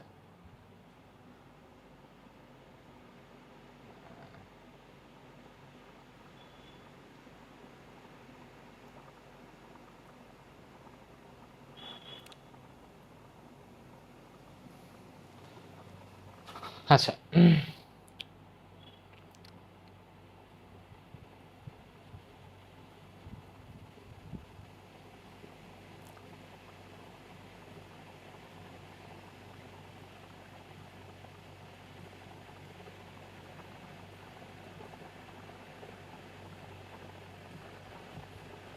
আচ্ছা, এখান থেকে আপনাদের ভাই সিকিউরিটি শুরু হয়েছে, তো আমি সিকিউরিটি একটু ভাই দেখা দিচ্ছি। সেটা হলো কি, সবার আগে দেখেন আপনার কি বলছে, দৃশ্যকল্প একে প্রতি সেকেন্ডে ইটু এর আবর্তন সংখ্যা, মানে একটা জায়গাতে আবর্তন সংখ্যা, আবর্তন সংখ্যা মানে কি ফ্রিকোয়েন্সি, ফ্রিকোয়েন্সি আমরা কেমনে বের করি, টাইম দিয়ে, টাইম কোথা থেকে বেরোবে, এস ইকুয়াল টু ভিটি দিয়ে, এস মানে কি আপনি পরিধি বের করবেন, দেন ওই কক্ষপথের বেগ দ্বারা আপনি ভাগ করে দেবেন। ঠিক আছে, ইজি কোশ্চেন, এখানে এখানে পুরো সলিউশন সহ দেওয়া আছে। তারপর আপনার কি ভাই যে কোনো জায়গাতে আপনার সর্বোচ্চ ইলেকট্রন ধারণ ক্ষমতা মানে কি চারটা আপনাকে বের করতে দিতে পারে, যেটা আমরা একটু আগে বললাম। তারপর আপনার কি ভাইয়া স্থানান্তরের ক্ষেত্রে আপনাকে মাঝে মাঝে কি জিজ্ঞেস করে, বিকিরিত রশ্মি তরঙ্গ দৈর্ঘ্য কম্পাঙ্ক শক্তি এগুলো বের করতে বলে, তাহলে সেক্ষেত্রে আপনি কি রিডবার্সের ইকুয়েশন দিয়ে ল্যাম্ডা বের করবেন। যদি কোনো কারণে আপনার ফ্রিকোয়েন্সি বলে তাহলে সেক্ষেত্রে ফর্মুলা বসাবেন C equal to new lambda, আর যদি আপনার শক্তির কথা বলে তাহলে তো ভাই ফর্মুলা জানি এই সি বাই ল্যাম্ডা, সেখান থেকে আপনি বাকি ইনফরমেশনগুলো বের করতে পারবেন। আচ্ছা, এখানে আপনার মডেলের একটা তুলনা দেয়, ঠিক আছে, বা টাকা রশ্মি আপনার একটা কক্ষপথ থেকে যদি একটা কক্ষপথে লাভ দেয় তাহলে এটা কোন রশ্মির মধ্যে পারে, ইউভি হবে। জেনারেলি আমরা এন দেখেই বলতে পারি যেটা ইউভি হবে, আর তারপরে লিখে দিবেন যে ইভিডেন্সটা 10 থেকে 380 ন্যানোমিটার, তাহলে ফুল মার্কার কিভাবে পাওয়া যায়। আচ্ছা, তাহলে কি পলির বর্জন নীতি সমর্থন করে কিনা, এটা ভাই মাঝে মাঝে তোমাকে কোশ্চেনে করে। ঠিক আছে, ফেরামের ক্ষেত্রে ফেরামের ধরো লাস্ট কক্ষপথে দুইটা দিয়ে বলবে যেটা পলির বর্জন নীতি মেনে চলে কিনা, এন লিখবেন, এল লিখবেন, এম লিখবেন, আর এস লিখবেন, এস লিখে দেখাবেন যে ভাই এটার একটা হাফ আসে, একটা মাইনাস হাফ আসে। এটা আবহাওয়া প্রিন্সিপাল মেনে চলে কিনা, আবহাওয়া নীতির ব্যতিক্রম কপার আর ক্রোমিয়াম কেন এটা বলে দিবেন, হাফ ফিল বা ফুললি ফিল্ডের জন্য, ঠিক আছে। এগুলো দেখেন অ্যাজ ইট ইজ সিকিউতে আসছে। পর আপনি যদি দাব্যতার গুণফল নিয়ে কথা বলেন, এটা সিম্পল কোশ্চেন, এটা দেখতে হবে না। আচ্ছা, তারপর তোমাকে মাঝে মাঝে কি করে, দুইটা কক্ষপথ থেকে তোমাকে জিনিস নিয়ে, আচ্ছা না এটা নর্মাল কোশ্চেন, এটাও লাগবে না। আচ্ছা, যে এই কোশ্চেনে কি বলা হয় যে ভাই তোমার উদ্দীপকে পাত্র 3 নম্বর আছে, এটাকে সম্পৃক্ত করতে আরো কত গ্রাম NaOH লাগবে। আচ্ছা, তো সেই ক্ষেত্রে দেখেন এখানে ডাটা দেওয়া কি ছিল, 35.7 গ্রাম পার 100 ml। মাত্রই বললাম ml দেওয়া থাকলে এটা দ্রবণ বুঝায়, ঠিক আছে। আর দ্রাবক দেওয়া থাকলে কি সেটা আপনাকে যদি আপনার এখানে গ্রাম থাকতো তাহলে সেটা আপনার দ্রাবক বুঝাইতো। তাহলে এখন সেক্ষেত্রে আপনি কি করবেন, সেক্ষেত্রে আপনি করবেন কিভাবে, পাত্র আগতে ভাই আগে পাত্রে আগে আপনি বের করবেন, পাত্রের আগে কি বের করবেন, যেখানে কি পরিমাণ ডাব্লু আছে। তো এখানে ডাব্লুর ক্ষেত্রে অনেকে SVM/1000 বসে, আপনি চাইলে S=10/V বসাতে পারেন। তাহলে আপনাকে পাত্রে আপনার ডাব্লুটা বের করবেন, ঠিক আছে। ডাব্লু বের করছেন, পাত্রে দেখেন ভাই পরিমাণ কি ছিল 50 ml, তাহলে পাত্রে দেওয়া ছিল কি 50 ml এত গ্রাম আছে, কিন্তু আপনাকে আইডিয়াল কেসে কি বলছে 100 ml এর মধ্যে এতটুকু থাকতে হবে। তাহলে আপনি কি দেখবেন আইডিয়াল কেসে 50 ml এর মধ্যে সে ম্যাক্সিমাম কতটুকু নিতে পারে সেটা বের করবেন, রিয়েল যেটা আছে সেখানে বাদ দিলেই আপনার সম্পৃক্ত করতে আরো কতটুকু লাগবে সেটা বের হয়ে যাবে, বুঝা গেছে। আগে আমরা আইডিয়াল কেসে বের করি, ধরো এক পাত্রের মধ্যে ম্যাক্সিমাম 5 চামচ চিনি দিতে পারি, এটাকে বের করি, বের করার পর দেখাই যে আচ্ছা ঠিক আছে কতটুকু আমার দেওয়া হয়েছে 1 চামচ, ওকে ঠিক আছে, তাহলে আপনার আরো কতটুকু দেওয়া যাবে 4 চামচ, এভাবে করে আপনাকে ম্যাথটা করতে হবে। আচ্ছা, মাঝে মাঝে করে কি দুইটা পাত্র মিক্স করে বলবো অধ্যক্ষে পড়বে কিনা। যেমন এখানে যদি আপনি খেয়াল করেন যে পাত্র 1 এবং পাত্র 2 আপনি কি বলে MOH3 বের করে দেবে, কেস ফির কোনো চেঞ্জ আসবে না, তাহলে এখান থেকে M বের করবো আর OH এর ঘনমাত্রা বের করবো। এই ক্ষেত্রে যখনই মিক্স করা হবে ফর্মুলা কি S1V1 = S2V2, ঠিক আছে, অলওয়েজ। তাহলে ভাই এটা মাথার মধ্যে আপনি একটু খেয়াল রাখবেন এখানে যাতে আপনার ভুল না হয়,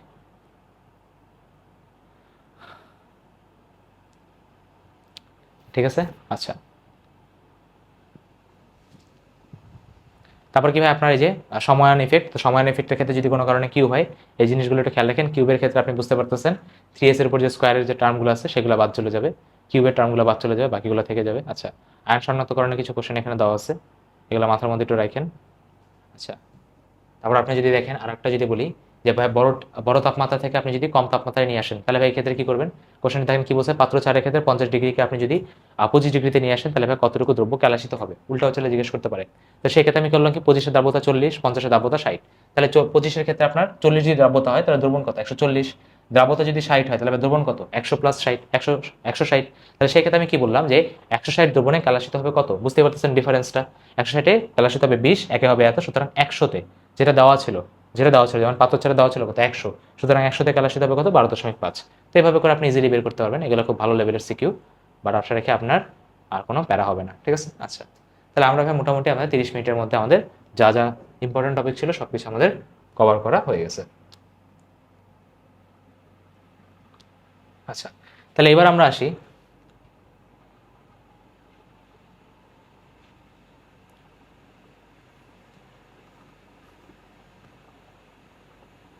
মৌলের পর্যাবৃত্ত ধর্মতে, তাই না। আচ্ছা, তো সবার আগে ভাই আপনার পিরিয়ডিক টেবিল সম্পর্কে খুব ভালো একটা বিস্তর আইডিয়া থাকতে হবে, এটা আমি আপনাকে অনেকবারই বলছি, ঠিক আছে। ম্যাজিক নাম্বার আপনার 288 দিয়ে আপনি চাইলে বের করতে পারেন। আপনার এখানে যেটা মাস্ট বি মাথার মধ্যে রাখতে হবে সেটা কি আপনার এই যে উপরে যারা আছে, ঠিক আছে, লিথিয়াম থেকে আপনার নিয়ন পর্যন্ত এদেরকে একদম মাস্ট বি মাথায় রাখতে হবে, ঠিক আছে। মানে পর্যায়ে 2 নম্বরের উপর একদম ভালোভাবে আপনার দখল রাখতে হবে, ঠিক আছে। যেমন যদি তোমাকে বলি বোরনের ইলেকট্রনিক কনফিগারেশন কি, একদম ধারাম করে যাতে অ্যান্সার দিতে পারো, 1s2 2s2 কত 5টা আছে না, 5টা আছে না, 1s2 2s2 2p1, ঠিক আছে, 1s2 2s2 2p1। তার মানে এখন ধরো তুমি চিন্তা করলে যে বোরনের লাস্ট লেভেল আছে কত 2s2 2p1। এখন যদি ধরো সেট হচ্ছে তোমাকে এমন একটা মানে উদ্দীপকের ক্ষেত্রে এরকম করা লাগে, তার উদ্দীপকে বললো যে কারো ইলেকট্রনিক কনফিগারেশন দেওয়া, তুমি দেখতে পাচ্ছ সেখানে কি দেওয়া আছে 5s2 5p1।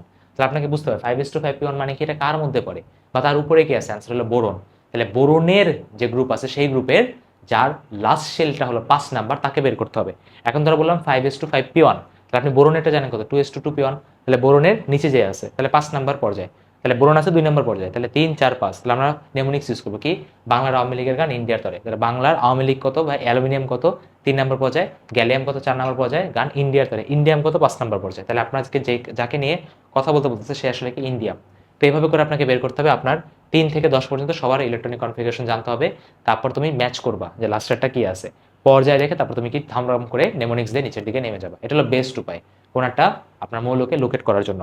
তারপরে 21 থেকে 30 পর্যন্ত যারা আছে scandium, titanium, vanadium, chromium, manganese, ferrum, cobalt, nickel, zinc, এগুলোর ভাই আপনার তো ইলেকট্রনিক কনফিগারেশন একটু আগে শিখাইলাম যে কিভাবে লিখবেন। আপনার আর্গন দিবেন, 3D দিবেন, 4s দিবেন, ফার্স্টে 2 ডিজিটটা 4s এর উপরে দিবেন, তারপর পরের যে ডিজিটটা সেটা 3D এর উপরে দিবেন, দিয়ে আপনি ক্রোমিয়াম আর কপারের ক্ষেত্রে আপনার কি হাফ ব্যালেন্স আর ফুললি ব্যালেন্স করবেন। কথা বোঝা গেছে? জি ভাই বুঝতে পারছি। আচ্ছা, তারপরে কি আপনাকে এখানে জিজ্ঞেস করতে পারে এস ব্লক আপনার কয়টা এলিমেন্ট, এস ব্লকে আপনার এলিমেন্ট কয়টা, 36টা, প্রি ব্লকে কয়টা আপনার হলো সরি এস ব্লকে হলো কত আপনার 14টা, পি ব্লকে কত 34টা, ডি ব্লকে কত 41টা, এই ব্লকে কত আপনার 27টা। ঠিক আছে, এখানে ল্যান্থেনাম অ্যাক্টিনাইড আর যে থোরিয়াম যারা আছে তারা আপনার কিসের মধ্যে পড়ছে, ডি ব্লকের মধ্যে পড়ছে। থোরিয়াম কিন্তু এ ব্লকের মধ্যে পড়ে নাই। এই ব্লকে আপনার কি বলে ইন্টারস্টেশিয়াল আপনার এলিমেন্ট, আর ডি ব্লকে বলে আপনার ট্রানজিশনাল এলিমেন্ট, তাই না? একটা অবস্থান্তর একটা অন্ত অবস্থান্তর, অন্ত অবস্থান্তরকে আপনার এই ব্লক মধ্যে পড়ে। কথা বোঝা গেছে? জি ভাইয়া। আচ্ছা, তাহলে এই জিনিসগুলো আপনার মাথার মধ্যে একটু রাখতে হবে। দেখেন এখানে নেমোনিক্স দেওয়া আছে, আপনার যে নেমোনিক্স দিয়ে আপনার মনে আছে আপনি সেই নেমোনিক্স দিয়ে মনে রাখলেই হবে, কোনো সমস্যা নেই, জাস্ট মনে রাখতে হবে। মেন কথা হলো এটা।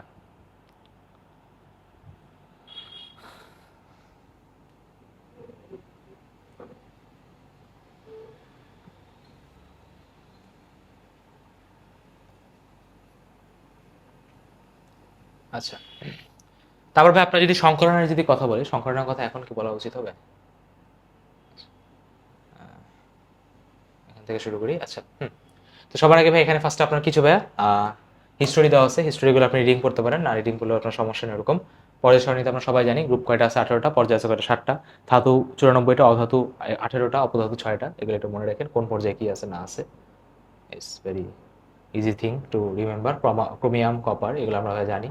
ঠিক আছে, কোন গ্রুপে কি আছে, আচ্ছা এগুলো একটু মনে রাখেন। গ্রুপ নাম্বার 1কে বলে ক্ষার ধাতু, গ্রুপ নাম্বার 2কে বলে মৃৎক্ষার ধাতু, তার মূল ধাতু কাকে বলে, কপার, এজি, অরামকে। নিক্টোজেন কাদেরকে বলে আপনার, গ্রুপ নাম্বার 15কে চ্যালকোজেন বলে, গ্রুপ নাম্বার 16কে হ্যালোজেন বলে, গ্রুপ নাম্বার 17কে নিষ্ক্রিয়মূল বলে, গ্রুপ নাম্বার 18কে। আচ্ছা, এগুলো আপনি ভাই পারেন। আচ্ছা, এস ব্লকে কয়টা আছে, পি ব্লকে কয়টা আছে? এস ব্লকে ভাই জেনারেল কনফিগারেশন এনএস।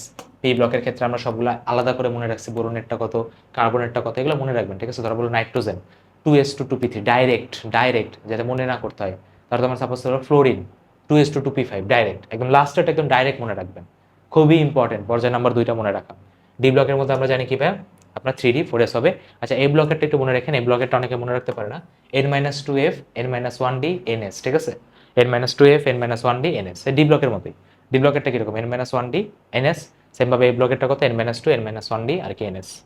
আচ্ছা, তারপরে এখানে আপনার ইম্পর্টেন্ট যেভাবে কার আপনার শিক্ষা পরীক্ষা দেয় না, সেটা বেরিলিয়াম দেয় না এবং ম্যাগনেসিয়াম দেয় না। ওকে, এটা আপনার একটু মাথার মধ্যে রাখতে হবে। আচ্ছা, এই তো মোটামুটি হলো কথাবার্তা। ডায়াম্যাগনেটিক চৌম্বক এগুলো পারবা। আচ্ছা, তারপরে কর্ণ সম্পর্ক, কর্ণ সম্পর্কগুলো একটু মনে রাখেন। আমরা জানি কি, ধরো তুমি যদি সাপোজ লেখা শুরু করো হেলিনাকে, এটা কি বেলির নিচে আছে কে, ম্যাগনেসিয়াম, তারপরে কি বেরিলিয়াম, বোরন আর অ্যালুমিনিয়াম। সেরকম করে তুমি যে পর্যায় নাম্বার 2 আর 3 লেখো, তাহলে এভাবে তুমি যদি প্রধান কর্ণ আঁকো, তাহলে প্রধান কর্ণতে যারা আছে সবাইকে কর্ণ সম্পর্কতে আছে, তাই না? আচ্ছা, সেরকম জিজ্ঞেস করতে পারে যে নিচের এটা এটা কর্ণ সম্পর্কতে কে আছে, এরকমটা তোমাকে কোশ্চেন জিজ্ঞেস করতে পারে।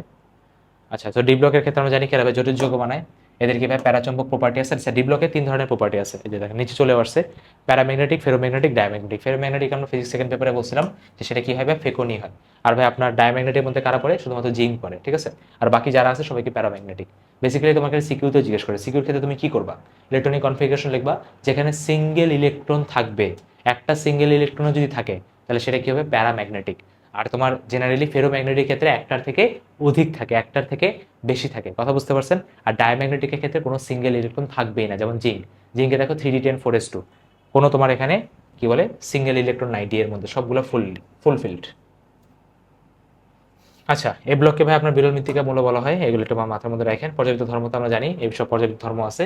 তো সেই ক্ষেত্রে কি আপনার এগুলো খুব ভালোভাবে বলছি যে একটা পর্যায়ে বাম থেকে তুমি যদি ডানে যাও তাহলে আপনার কি হয়, চার্জের পরিমাণ বাড়ে, শক্তি বাড়ে, শক্তি বাড়লে কি হয়, ব্যাসার্ধ কমে। ঠিক আছে, ব্যাসার্ধ যদি কমে তার মানে কি শক্তি বাড়তেছে, মানে কি আয়নীকরণ শক্তি বাড়ে। আয়নীকরণ শক্তি বাড়া মানে কি, বাইরে থেকে সে চাইলে ইলেকট্রন আসক্তি করতে পারবে, মানে কি ইলেকট্রনকে নিতে পারবে, মানে কি ইলেকট্রন আসক্তি বাড়ে, মানে কি ইলেকট্রন অ্যাফিনিটিও বাড়ে। উপর থেকে তুমি যদি নিচে বলো তাহলে তোমার কি ব্যাসার্ধ বা রেডিয়াস বাড়ে, উপর থেকে নিচে কমলে আয়নাইজেশন এনার্জি বা আয়নীকরণ শক্তি কমে, উপর থেকে নিচে গেলে তোমার কি হয়, ইলেকট্রন আসক্তির মানও কমে। আচ্ছা, আরেকটা জিনিস, বাম থেকে তুমি ডানে গেলে আপনার কি তড়িৎ ঋণাত্মকতাও বাড়ে, উপর থেকে নিচে গেলে আপনার তড়িৎ ঋণাত্মকতা কমে। মানে সহজ কথা, বাম থেকে ডানে গেলে প্রতিটা জিনিসই বাড়ে, শুধুমাত্র কমে হলো আপনার পারমাণবিক ব্যাসার্ধ। আর উপর থেকে নিচে গেলে প্রতিটা জিনিসই কমে, শুধুমাত্র বাড়ে হলো আপনার কি বলে পারমাণবিক ব্যাসার্ধ। কথা বুঝতে পারছেন? জি ভাই। এখন আয়নিকরণ ব্যাসার্ধের ক্ষেত্রে আমরা জানি কি ভাই, দুইটা আপনার এক্সেপশন আছে, একটা কি বেরিলিয়াম আর বোরন, আরটা হলো আপনার নাইট্রোজেন এবং অক্সিজেন। কেন? কারণ বেরিলিয়ামের ক্ষেত্রে আপনি কি হয় 1:2s2, এটা ফুললি ফিল্ড, বাট বোরনের ক্ষেত্রে কি হয় 1:2s2 2p1। ওকে, আচ্ছা, তারপর যদি আমি বলি নাইট্রোজেন এবং অক্সিজেনের ক্ষেত্রে, নাইট্রোজেনের ক্ষেত্রে কি হয় 1:2s2 2p3 হাফ ফিল্ড, আর আপনার অক্সিজেনের ক্ষেত্রে কি হয় 1:2s2 2p4। ঠিক আছে, এটা হাফ ফিল্ড না, এই জন্য কি আপনার ওই জায়গাটা উল্টায় যায়। মজার কথা হবে, পর্যায় নাম্বার 2 যেটা মেনটেন করে, পর্যায় নাম্বার 3ও ঠিক একই জিনিসটা মেনটেন করে। যেমন ধর বেরিলিয়ামের নিচে কি আছে, ম্যাগনেসিয়াম, বোরনের নিচে কি আছে, অ্যালুমিনিয়াম। তো এই ক্ষেত্রে আপনার অ্যালুমিনিয়ামের আয়নীকরণ শক্তি এমজির থেকে বেশি। আবার সেম ভাবে ওখানে নাইট্রোজেনের নিচে কি আছে ফসফরাস, অক্সিজেনের নিচে কি আছে সালফার। সেম ভাবে ওখানে ফসফরাসের আয়নাইজেশন এনার্জি সালফারের থেকে বেশি। সো এগুলো আয়নাইজেশন এনার্জি ক্ষেত্রে মনে রাখলেই হবে, তার বাদে মনে রাখা লাগবে না। তারপর যদি আমি আসি তড়িৎ ঋণাত্মকতাতে, তড়িৎ ঋণাত্মকতা না, ইলেকট্রন আসক্তিতে। ইলেকট্রন আসক্তির ক্ষেত্রে আমরা কি জানি যে উপর থেকে নিচে গেলে আপনার কমার কথা, কিন্তু যেটা হয় যে ক্লোরিনেরটা ফ্লোরিনের থেকে বেশি হয়ে যায়। কেন? ঠিক আছে, কেন? তার কারণটা হলো ফ্লোরিনে তুমি যদি খেয়াল করো 2,7, ওখানে ইলেকট্রন ডেন্সিটি বেশি। ইলেকট্রন ডেন্সিটি বেশি হওয়ার কারণে বাইরে থেকে সেই ইলেকট্রন নিতে চায় না। বাট ক্লোরিনের ক্ষেত্রে যেটা হয় 2,8,7, এখানেও ইলেকট্রন বেশি আছে, বাট 3টা কক্ষপথে হওয়ার জন্য লাস্ট শেলের তুমি যদি কম্পারিজন করো সেখানে 7টা ইলেকট্রন একটু দূরে দূরে আছে। তাই ওখানে কি আপনার ইলেকট্রন আসক্তিটা ফ্লোরিনের থেকে বেশি হয়। ওখানে ইলেকট্রন ডেন্সিটি কম, বাইরে থেকে ইলেকট্রন আসলে সেরকম বিকর্ষণ সে ফিল করে না যতটা সে ফ্লোরিনের ক্ষেত্রে ফিল করে। কথা বুঝতে পারছেন? জি ভাই, এই জিনিসগুলো মাস্ট মনে রাখতে হবে। তারপরে তড়িৎ ঋণাত্মকতার ক্ষেত্রে এটা আপনাকে চার্ট দিয়ে পড়াইছিলাম, আপনি শুধুমাত্র মনে রাখবেন কি ফ্লোরিনের থেকে যদি আপনি ডান দিকে আসেন তাহলে 0.5 করে কমবে, যদি নিচের দিকে যান তাহলে 1 করে কমবে। যেমন দেখো ফ্লোরিনের কত 4, তার পাশে অক্সিজেন ওটা কত 0.5 কম 3.5, তার পাশে কার্বন এটা কত হবে আপনার, সরি নাইট্রোজেন ওটা কত হবে আপনার 3, তার পাশে কত আপনার কার্বন, এই কার্বনেরটা কত হবে আবার 0.5 কম, সেটা কি 2.5। ফ্লোরিনের নিচে কি আছে ফ্লোরিন 1 কম, তাহলে কত আপনার 3। ফ্লোরিনের পাশে কি ছিল আপনার অক্সিজেনের কত ছিল আপনার 3.5, তাহলে অক্সিজেনের নিচে গেছে সালফার, তাহলে সালফারের কত হবে 2.5। ঠিক আছে, সো বামে গেলে 0.5 কমে, নিচে গেলে আপনার 1 করে কমে। ঠিক আছে, বেসিক্যালি মনে রাখতে ফ্লোরিন, অক্সিজেন, নাইট্রোজেন, কার্বন, হাইড্রোজেনের একটা 2.1, এগুলো মনে রাখলেই হয়। ঠিক আছে, এর বাইরে বাকিগুলো মনে রাখতে হয় না। আচ্ছা, অক্সাইডের ক্ষেত্রে আপনার এগুলো একটু রিডিং করে নেবেন, কোনটা অবধর্মী কোনটা অবধর্মী। ঠিক আছে, আচ্ছা এগুলো ইম্পর্টেন্ট কিন্তু। ঠিক আছে, মাসবি যেগুলো দাগাই দিচ্ছি সেগুলো একটু যাইতে যাইতে দেখে ফেলেন। আচ্ছা, অবস্থান্তর মৌলের ক্ষেত্রে কোনটা আপনার কি দেয়, রঙিন যৌগ থেকে শুরু করে রঙিন যৌগ থেকে শুরু করে কোনটা কি দেয় এগুলো আপনার লেখা আছে। আচ্ছা, এগুলো আমরা অলরেডি পারি। আচ্ছা ভাই, সিগমার পায়ের মধ্যে আপনার রিলেশন, সিগমা আপনি জানেন ভাই অবশ্যই আপনি কি হেড অন ওভারল্যাপিং করে, আর পাই কি আপনার পাশাপাশি করে, তাই না? সেগুলো একটু মাথার মধ্যে রাখেন, এগুলো নিয়ে যাতে কোনো ধরনের কোনো ভুল হওয়ার কোনো চান্সেস আপনার না থাকে। কথা বুঝতে পারছেন? জি ভাই, বুঝতে পারছি। ওকে, তারপর কি আপনার সংকরণ বের করার যে ফর্মুলা, এই ফর্মুলাটা ভাই কখনোই আমার পছন্দ না। সংকরণ বের করার ক্ষেত্রে আপনি ভাই একটা ফর্মুলাই আপনার লাগবে। ঠিক আছে, সংকরণ বের করার ক্ষেত্রে আপনার একটা ফর্মুলাই লাগবে। সেই ফর্মুলাটা হলো কি আপনার, সেই ফর্মুলাটা হলো আপনার ভাই সিগমা বন্ধন প্লাস মুক্তজোড় ইলেকট্রন। ঠিক আছে, সিগমা বন্ধন প্লাস মুক্তজোড় ইলেকট্রন, এগুলো আমি ক্লাসে পড়াইছি, এখানে ভাই ডিটেলস এরকম বলা পসিবল না। যেমন CO2টা যদি দেখে এখানে সিও, তাহলে এখানে সিগমা কয়টা আছে, একটা দুইটা, আর দুইটা যদি থাকে তাহলে কি আপনার SP হবে। ঠিক আছে, এটা বেশি শিখেছিলাম। দুইটা কলম যদি থাকে তাহলে সেক্ষেত্রে আপনার কি SP, তিনটা কলম থাকলে সেটা কি SP2 বা আপনার কি ট্রায়াঙ্গুলার শেপ। তারপর যদি আপনার SP3 হয় তাহলে কি বা ট্রাইপড শেপ বা চতুস্থলকীয়। ঠিক আছে, ওখানে অ্যাঙ্গেল কত 109.5 ডিগ্রি। চতুস্থলকের ক্ষেত্রে আপনি যদি একটাকে সরাই দেন, একটা মুক্তজোড় আনেন, যদি NH3 কথা বলি তাহলে সেক্ষেত্রে কত 107, যদি দুইটা মুক্তজোড় থাকে তাহলে কত 104.5। তারপর যদি আমি কথা বলি SP3Dর ক্ষেত্রে যদি কথা বলি, নিচ থেকে একটা ট্রাইপড ঢোকে সেটাকে বলে ত্রিভুজাকার দ্বিপিরামিড বলে। এটার একটা যদি আমি এক্সাম্পল বলি তাহলে PCl5, এটা মানে আমি একটু ভুল করছিলাম, তো আমি এখানে আর কি কারেক্ট করে দিচ্ছি। ঠিক আছে, আচ্ছা তারপর যদি আমি বলি মানে MCQতে আর কি একটু রং হয়েছিল।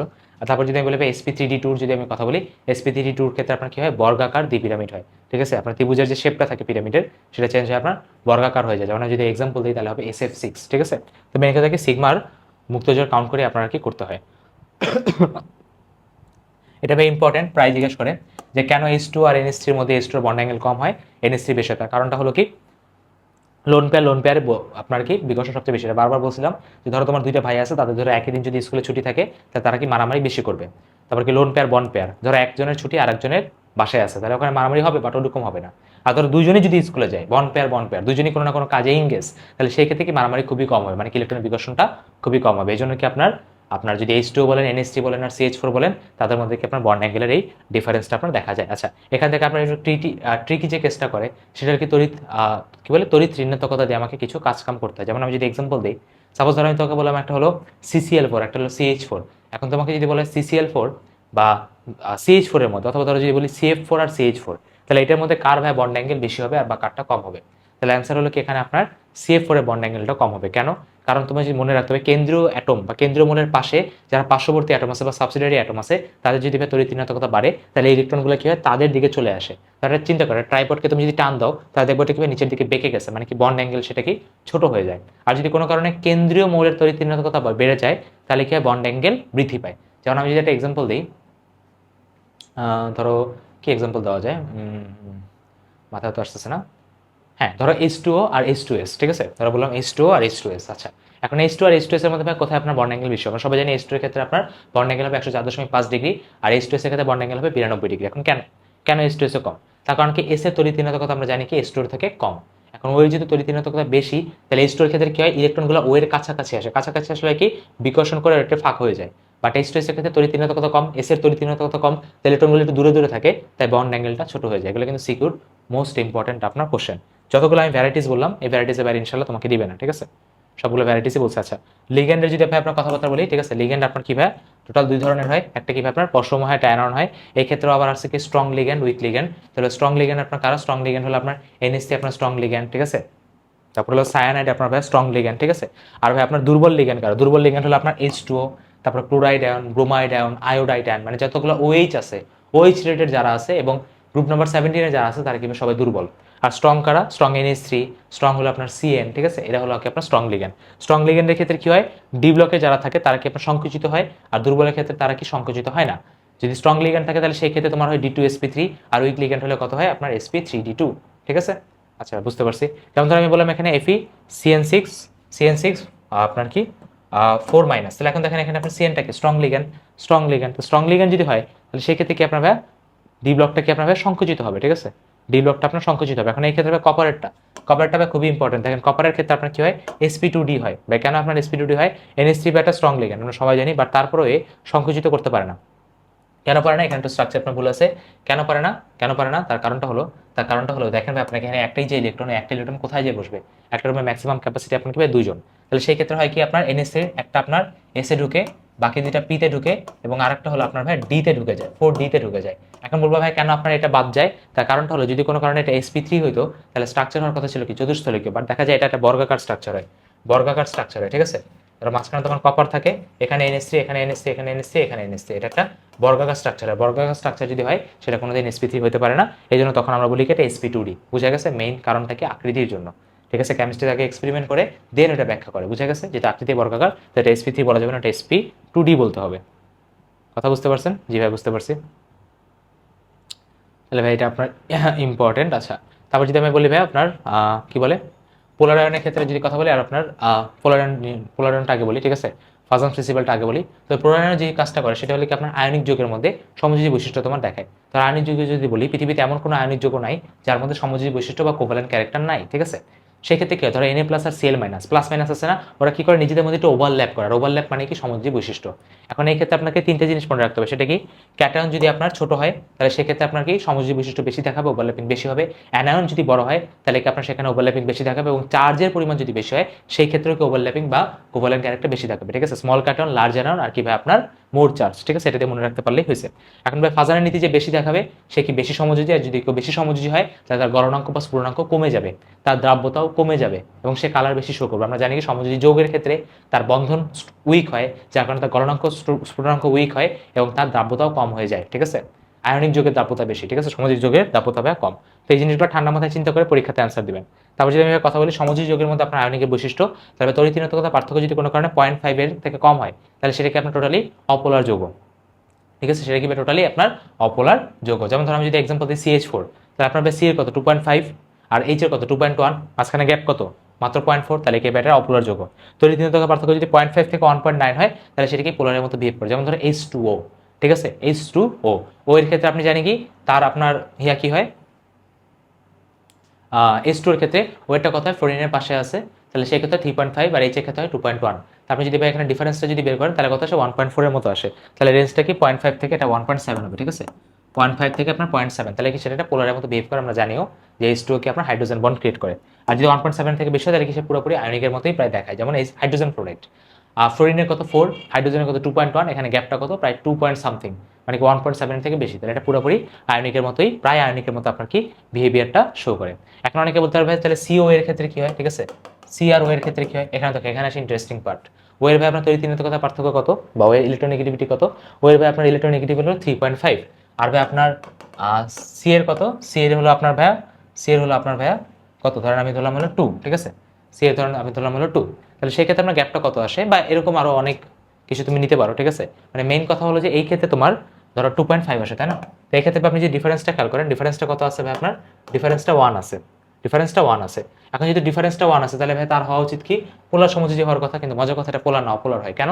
তার কারণটা হলো ফিজিক্সে পড়েছিলাম ডাইপোলের যে কনসেপ্টটা, এখানে মাইনাস, এখানে প্লাস, এখানে মাইনাস আসে, তো এখান থেকে মাইনাস থেকে প্লাসের দিকে একটা ডাইপোল কাজ করে, এখানে একটা ডাইপোল কাজ করে, এখানে নেট যে ডাইপোলটা হয় বা নেট যে পিটা হয় তার মানটা আসে কত, 0। ঠিক আছে, তো এখানে দুইটা ফ্যাক্টর, একটা কি আপনার চার্জের ডিফারেন্স থাকতে হবে, ইলেকট্রোনেগেটিভ ডিফারেন্স থাকতে হবে, আর সেকেন্ড কথা ওখানে নেট ডাইপোলটা 0 হওয়া যাবে না।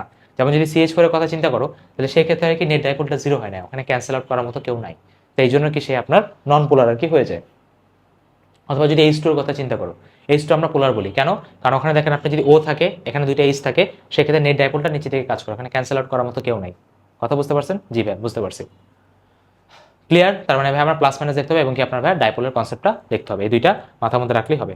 হাইড্রোজেন বন্ডের যদি কথা বলি, হাইড্রোজেন বন্ড শুধুমাত্র আপনার কি করতে পারে ভাই, ফোন করতে পারে, ফোন ছাড়া ভাই বাকিরা কেউই করতে পারে না, বা বাকি কারণে আপনার অ্যাবিলিটি নাই। এখন কথা হলো ভাই, এখান থেকে আপনি যে কোশ্চেনটা করে মাঝে মাঝে জিজ্ঞেস করে যে ভাই হাইড্রোজেন ফ্লোরাইড এবং ভাই H2 এর মধ্যে, ঠিক আছে, হাইড্রোজেন ফ্লোরাইড এবং H2 এর মধ্যে এখানে তোমাকে বলা হয় যে কার কার গলনাঙ্ক স্ফুটনাঙ্ক বেশি, ন্যাচারাল H2 এর। এখন কথা হবে H2 এর কেন বেশি, অনেকে তো বলবে ভাই হাইড্রোজেন বন্ডের ক্ষেত্রে HF এরটা বেশি, দেন HO দেন HN। কথা সত্য, কারণ কি হাইড্রোজেন বন্ড ডিপেন্ড করে তড়িৎ পার্থক্যের উপরে। তারপরেও কেন H2 এর গলনাঙ্ক স্ফুটনাঙ্ক বেশি, তার কারণটা হলো H2 এর যে স্ট্রাকচারটা, H2 এর স্ট্রাকচারটা কি, ও আপনার এখানে থাকে, এখানে H থাকে, এখানে H থাকে, তো সেই ক্ষেত্রে হয় কি এই ওটা পাশের একটা হাইড্রোজেনের সাথে, ধরো এখানে একটা পানি আছে, পাশের একটা হাইড্রোজেনের সাথে আপনার এখানে হাইড্রোজেন বন্ডে থাকে, আর এখানে পাশের একটা পানির সাথে হাইড্রোজেন বন্ডে থাকে, এখানে একটা অক্সিজেন দুইটা হাইড্রোজেনের সাথে হাইড্রোজেন বন্ডের মাধ্যমে থাকে। তো বেসিক্যালি স্ট্রাকচারের কারণে H2টা কি করে ভাই HF কে হারায় ফেলে। ঠিক আছে, নো ডাউট HF এর হাইড্রোজেন বন্ড HO এর থেকে স্ট্রং, বাট এখানে একটা অক্সিজেনের সাথে দুইটা হাইড্রোজেন বন্ড আছে, সেই জন্য কি আপনার একটা H2 কে আপনার হাইড্রোজেন ফ্লোরাইডকে আপনার হারায় দেয়। কথা বুঝছেন? খুবই ইম্পর্টেন্ট একটা কোশ্চেন, মাথার মধ্যে রাখতে হবে। আর বাকি যে কোশ্চেনগুলো আছে, ধরো তোমাকে যদি বলে NH3 আর H2 এর মধ্যে কেন H2 স্ট্রং, সেই ক্ষেত্রে তো ভাই একদমই ক্লিয়ার দেখা যাচ্ছে যে HO আপনার হাইড্রোজেন বন্ডটা HN এর থেকে বেশি, এবং সেকেন্ড কারণ হলো তার স্ট্রাকচার, এখানে একটা অক্সিজেন দুজনের সাথে হাইড্রোজেন বন্ডের মাধ্যমে কানেক্টেড থাকে। আর ভাই যার ভাইয়া হাইড্রোজেন বন্ডটা আপনার স্ট্রং থাকবে, তার ভাই স্ফুটনাঙ্ক বেশি পাবে, তার দাব্যতা বেশি হবে, এবং কিভাবে সে ডায়মন্ড ক্রিয়েট করবে। সেই জিনিসগুলো মাথার মধ্যে একটু রাখেন, আমি ট্রাই করতেছি সবগুলো আপনার বলে দেওয়ার, এমন কোনো কনসেপ্ট মিস যাতে না যায় যেগুলো আপনার পরীক্ষার হলে যে আফসোস হয়। ঠিক আছে, আচ্ছা তাহলে মোটামুটি আমি ভাই আপনার যতগুলো আশেপাশে যে সিকিউ থেকে আসতে পারে সেই জিনিসগুলো আপনি দেখাই দিছি। বাট তারপরে যদি আপনার ভাই একটু ডাউট হয়, তাহলে সেই ক্ষেত্রে আমি দেখি আর কোনো কিছু আপনার বাদ পড়ে কিনা। আচ্ছা, তবে আপনারা সবার আগে এগুলো তবে আমরা পড়ছি। ঠিক আছে, দেখেন এখানে S ব্লক কী হবে, D ব্লক কী হবে, এগুলো একটা মাথার মধ্যে রাখেন। উপরের যে আপনার ইলেকট্রনিক কনফিগারেশনগুলো, সেগুলো ভাই মাস্ট বি মাথার মধ্যে রাখতে হবে। ল্যান্থেনাইডের ক্ষেত্রে 57 থেকে 71, অ্যাক্টিনাইডের ক্ষেত্রে 89 থেকে 103, এগুলো একটা মাথার মধ্যে ফিক্স করে রাখেন। আচ্ছা, এটা একটা ইম্পর্টেন্ট কোশ্চেন, দেখেন সেটা কি, এই যে সেটা হলো ভাইয়া, দেখে আসুক। হ্যাঁ, CCl4 আর ভাই আপনার SiCl4 এর ক্ষেত্রে কেন CCl4 পানির সাথে বিক্রিয়া করতে পারে না, তার মেইন কারণ হলো কি ভাই, সি এর আপনার কোনো এক্সট্রা আপনার 2D অরবিটাল নাই। এখানে হয় কি, যে আপনার অক্সিজেনের যে আপনার মুক্ত জোটটা, সেটা আজ আর তোমার সি কে দিতে চায়, কিন্তু যখন সিতে দিতে চায় তখন থেকে কি তার ভাই 2D অরবিটাল নাই।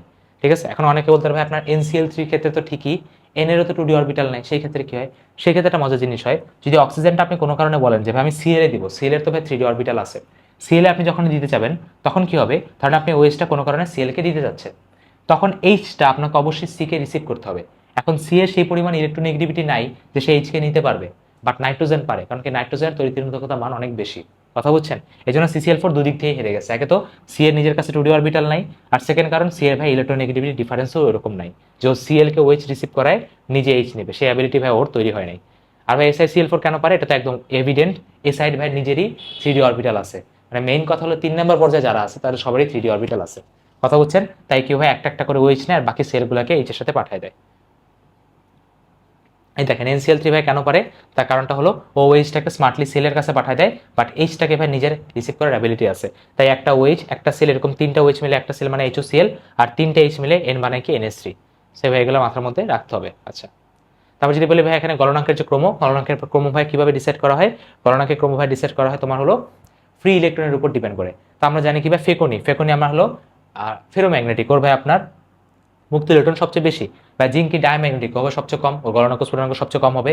বা প্যারাম্যাগনেটিক, ডায়াম্যাগনেটিক, ফেরোম্যাগনেটিক দিয়ে আপনি কি বুঝাচ্ছেন, যার আপনার ফ্রি ইলেকট্রন যত বেশি তার ধাতব বন্ধন যত স্ট্রং এবং তার গলনাঙ্ক স্ফুটনাঙ্ক বেশি হবে। আর কপার কি বেচারা আপনার প্যারাম্যাগনেটিক, তাই কিভাবে মাঝখানে আপনার ফেসে গেছে। কথা বুঝতে পারছেন? জি ভাই বুঝে গেছে, দেখেন এই জিনিসগুলো এখানে লেখা আছে। তারপর দেখেন যে ভাই দ্বিতীয় আয়নীকরণ শক্তি, এটা ভাই আপনার এমসিকিউতে খুব ফেমাস। যেমন দেখেন সোডিয়ামের দ্বিতীয় আয়নীকরণ শক্তিটা অনেক বেশি হবে, কেন দেখেন ডাটাতে বোঝা যাচ্ছে, এটা 508 হলো 5000, কেন হয়েছে? কারণ প্রথমটা যখন চলে যাবে তখন হবে কি 2,8, বা দ্বিতীয়টা যখন আপনার যেতে হবে তখন কি আপনার স্থিতিশীল অবস্থাকে ভাঙতে হবে, যেটা সে কখনোই পছন্দ করবে না। কথা বোঝা গেছে? ওকে। যেমন ম্যাগনেসিয়ামের 3 নাম্বারটা হলো অনেক বেশি স্ট্রং হবে, প্রথম দুইটা তো হবে কি দুইটা চলে যাবে, বাট 3 নাম্বারটাতে আপনার 2,8 বা স্থিতিশীল অবস্থা থেকে বের করতে হবে। তড়িৎ-ঋণাত্মকতার ক্ষেত্রে আমি যেটা বললাম ভাইয়া, সাইডে করলে 0.5 কমে, নিচে গেলে ভাই আপনার 1 কমে, সেটা মাথার মধ্যে একটু রাখবেন।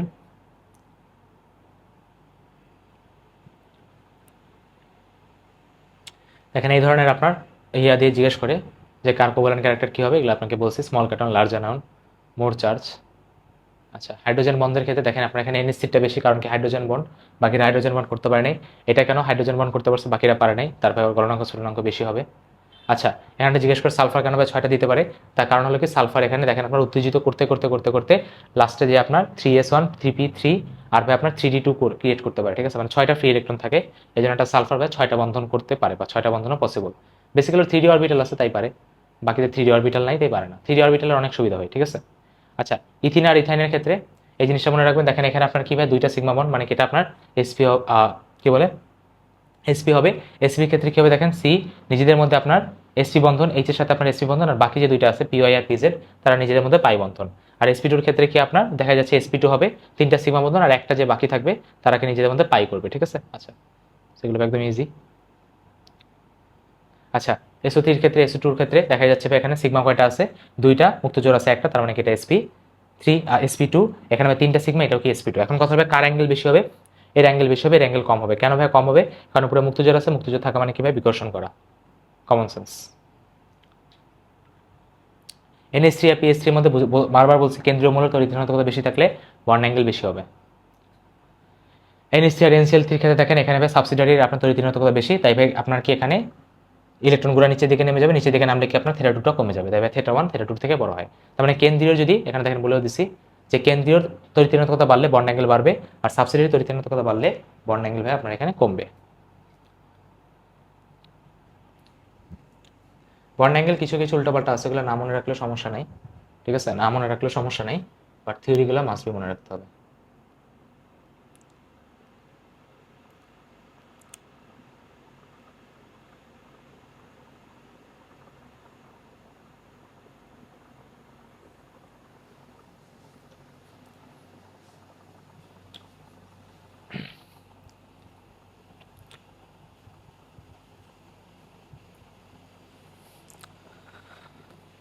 দেখো কি বলছে, উদ্দীপকের কিউ ও আর এর প্রথম আয়নীকরণ শক্তির মান বেশি হবে, কারণ এটা ভাই এমজি আর এল নিয়ে কথা বলছে। এমজির উপরে ভাই কি আছে বেরিলিয়াম, অ্যালুমিনিয়ামের উপরে কি আছে বোরন, তার মানে বোরনেরটা অ্যালুমিনিয়ামের থেকে বোরনেরটা বেরিলিয়ামের থেকে বেশি, তাহলে অ্যালুমিনিয়ামেরটাও ম্যাগনেসিয়ামের থেকে বেশি হবে, কারণ কি সেম হাফ ফিল্ডের যে কনসেপ্ট। সিইউ ইউএফ এর মাঝখানে আয়নীকরণ শক্তির ক্রম, তাহলে এখানে ভাই আপনার মনে হয় এই যে দেখেন বোরন অক্সিজেন আর নাইট্রোজেনের কথা বলছে, তার মানে জানি কি নাইট্রোজেনটা এখানে বেশি হবে। ইলেকট্রন শক্তি যদি কথা বলে তাহলে ভাই আপনার নর্মাল টেন্ট বোরন দেন নাইট্রোজেন দেন অক্সিজেন, ইলেকট্রন শক্তির ক্ষেত্রে কোনো ব্যতিক্রম নাই। আচ্ছা, এখানে সিলিকন ফসফরাস আর আপনার সালফারের গলনাঙ্কের কথা বলছে, তাহলে তুলনা করবেন silicon by polymer, phosphorus P4 আকারে থাকে, এসিড আকারে থাকে, হালকা পাতলা এখানে রিডিং করলেই হয়ে যাবে। এফ মলের প্রথম ইলেকট্রন আসক্তি নেগেটিভ, কিন্তু এর ক্ষেত্রে এটা অনুরূপ হবে কিনা দেখেন, অক্সিজেনের ক্ষেত্রে আপনার কি হয়েছে, অক্সিজেনের ক্ষেত্রে ইলেকট্রন নেগেটিভ মানে কি সে শক্তি ছাড়বে, তার এখানে ইলেকট্রন নিতে কোনো সমস্যা নাই। বাট নাইট্রোজেনের ক্ষেত্রে আপনার এখানে শক্তি দিতে হবে, কেন? কারণ দেখেন 2p3 আছে, এটা স্টেবল অবস্থা, স্টেবল অবস্থায় ভাই কেউ বাইরে থেকে ইলেকট্রন নিতে চাবে না, তাই আপনাকে এখানে বাইরে থেকে শক্তি দিতে হবে। ভালো একটা কোশ্চেন। তড়িৎ-ঋণাত্মকতার ক্রম নিয়ে কথা বলছে। আচ্ছা, সিএল এরটা কেন এফ এর থেকে বেশিটা বলছি, ইলেকট্রন ঘনত্ব সেটা কম, তাই দেখেন যে Na প্লাস আর সিএল মাইনাসের সাইজ এগুলো পারবেন। আচ্ছা, এখানে অক্সাইড নিয়ে কথা বলছে। আচ্ছা, E2F4 এটাও পড়ছে আমরা, C2H4 ইথিন ইথাইনের ক্ষেত্রে আমরা কথা বলছি। এই দেখেন NH3CH4 এর ক্ষেত্রেও কথা বলছি, কেন হয় মুক্তোচ্চ ইলেকট্রন থাকে তাই। আচ্ছা, তারপরে যদি আসি BF4 মাইনাসের ক্ষেত্রে আপনার কেন sp3 হলো, বারবার বলছে সিগমা বন্ডন ক্যালকুলেট করতে হবে, তাহলে BF3 এর ক্ষেত্রে আপনার কি হয় 3টা সিগমা থাকে, তাই sp2 হয়। এখন যখন আরেকটা F মাইনাস আসে, তো ওই যে সন্নিবেশ যে বন্ধনটা ওইটা হবে সিগমার মতোই আপনার কাউন্ট করি আমরা, তো 4টা সিগমা আছে, তাহলে আমরা এই ক্ষেত্রে সেটাকে sp3 বলি, তো সেটা sp2 থেকে sp3 হয়ে যায়। এটা আর কি এখানে জিজ্ঞেস করছে। H2 এর ক্ষেত্রে সংকরণ এগুলো পারবো একদম ইজি। NH3 PS3 কথাটা বলা হয়েছে। আচ্ছা, এখানে H3O, আচ্ছা এখানে দেখেন একটা মজাদার কোশ্চেন করছে, সেটা কি H3O প্লাস আর H2 এর মধ্যে ভাই কার বন্ড অ্যাঙ্গেল বেশি হবে। H2 তে ভাই দুইটা মুক্তজোড় আছে, তার মানে কি এটা 104.5 ডিগ্রি, বাট H3O প্লাসে কি হয়েছে, H3O প্লাসে একটা মুক্তজোড় আপনি দিয়েছেন H প্লাসকে, তাহলে মুক্তজোড় থাকলো কয়টা, একটা, তার মানে কি বোঝা যাচ্ছে যে এখানে একজন মাত্র মুক্ত জোড়, তাহলে এখানে বিকর্ষণ কম হবে, তাহলে অবশ্যই H3O প্লাসের যে অ্যাঙ্গেলটা সেটা আপনার H2 থেকে বড় হবে, এটাই জাস্ট এখানে বলা হয়েছে। বাকি সংকরণ একই হবে, এটারও sp3 এটারও sp3।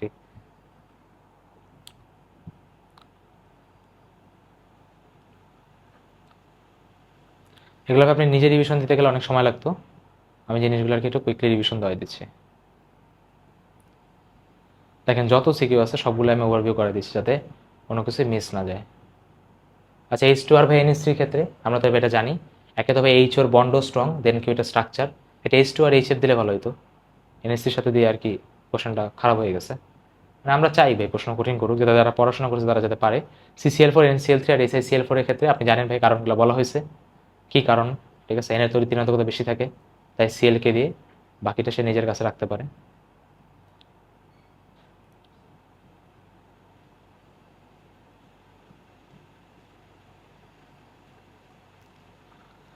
PCl5 আর NCl5 এর মধ্যে ভাই কেন হয়, এনে বুঝতে পারতেছেন 2D অরবিটাল নাই, বাট পি এর 3D অরবিটাল আছে, তাই ভাই সে তৈরি করতে পারে, মানে 3D অরবিটাল লাগবে তাই না, আপনার ফ্রি ইলেকট্রন লাগবে, তাছাড়া পসিবল না। আচ্ছা ফেরামের ক্ষেত্রে ভাই নিকেল লিগেন্ডের যে কথাটা, এটা ভাই আপনার কি বানায় ভাই, এটা আপনার D2sp3 বানায়, ঠিক আছে। D2sp3 কেন বানায়, সিএনটা এসে কি করে ভাই ওকে ধাক্কা দেয়, ঠিক আছে। এফির ক্ষেত্রে আপনারা স্ট্রাকচার হয়তো জানেন যে ভাই 3D ক্ষেত্রে কি 5টা থেকে 1 2 3 4 5। এখন দেখেন এফির ক্ষেত্রে যখন আপনি 26 বলছেন, 26 মানে কি আপনার 3D 4s 4s এ 2 থাকবে, আর 3D তে থাকবে কি ভাই আপনার 6 থাকবে। তো 6 থাকা মানে কি এখানে 1 2 3 4 5, এখানে থাকবে 6। সিএন যখন আসবে তখন এরা চারজন কি ভাই একটা বক্সে বন্ধ হয়ে যাবে, ঠিক আছে। ভয় কি হবে ভাই 1 2 3 4, এখানে ভাই আপনার 1 2, এখানে হবে 3 4, এখানে 5 6, বাকি এখানে একটা সিএন এখানে একটা সিএন, দেখেন দুইটা ডি আপনি ইউজ করে ফেলছেন। তারপর আপনি এখানে কি ইউজ করবেন, একটা 4s, আর ভাই আপনার তিনটা তিনটা 4p, তাহলে আপনার কি হলো D2sp3 বা D2sp3 কখন বলে, যখন 3D ইউজ হয়, sp3d2 কখন বলে, যখন আপনার 4D ইউজ হয়। এগুলো তো আসলে কি জানেন। রঙিন যৌগের ক্ষেত্রে ভাই দেখেন যে sp2d এটা ভাই বলা হয়েছে যে ভাই আপনার এটা 4D কি ইউজ করে, তাই না। এই যে ভাই HF আর H2 এর মধ্যে কথা বলছে যে ভাই আপনার কখন কি হয় না হয়, সেগুলো আসলে কি বলা হয়েছে। দেখেন চিলেশন ক্ল্যাথরেট একটু মনে রাখেন, আর্গন ভাই কি করতে পারে, আর্গন ভাই আপনার হলো এই যে ফেনলের যে স্ট্রাকচার আছে সেই স্ট্রাকচারের মাঝখানে এসে থাকতে পারে, বাকি কোনো আপনার ইয়া যোগও থাকতে পারবে, নোবেল গ্যাস থাকতে পারবে না। আচ্ছা তারপরে যতগুলো আপনার নিষ্ক্রিয় গ্যাস আছে তার মধ্যে জেনন একমাত্র বান্দা যে ভাই আপনার চাইলে XCF8 পর্যন্ত তৈরি করতে পারে, কেন, কারণ এর দেখেন মাথার লাস্ট শেলে আছে করে 8টা ইলেকট্রন, ও কি করে উত্তেজিত হইতে হইতে হইতে হইতে 8টা ফ্রি ইলেকট্রন বানাইতে পারে, আর শুধুমাত্র ও ভাই ফ্লোরিনের সাথেই করে, বাকি কারোর সাথে করে না, কারণ কি ফ্লোরিন হলো সবচেয়ে স্ট্রং বিজারক। স্ট্রং এর ক্ষেত্রে আমি বলে দিচ্ছি ভাই স্ট্রং লিগ্যান্ড কারা, CnCO NH3 NO2, আর যতগুলো আপনার গ্রুপ নাম্বার আপনার 17 আছে, আর যতগুলো পানি রিলেটেড যারা আছে H2OH, ওরা হলো আপনার উইক, মানে করে sp3d2 আপনার কি ক্রিয়েট করে। আচ্ছা তাহলে ভাই এইগুলো ভাই আপনার চ্যাপ্টার 3 এর কথা আমরা মোটামুটি সবগুলোই আমরা রিভাইজ দিছি। এখন আমরা আসি আমাদের চ্যাপ্টার 4 এ।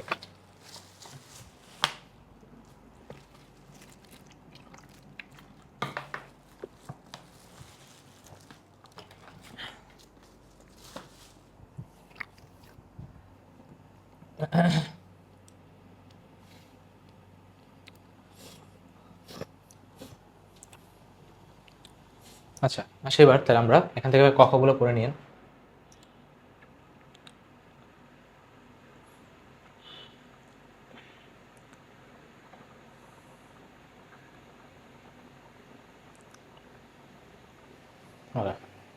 গ্রাফটা এখানে দেওয়া আছে, গ্রাফগুলো নিয়ে একটু কথা বলতে পারেন।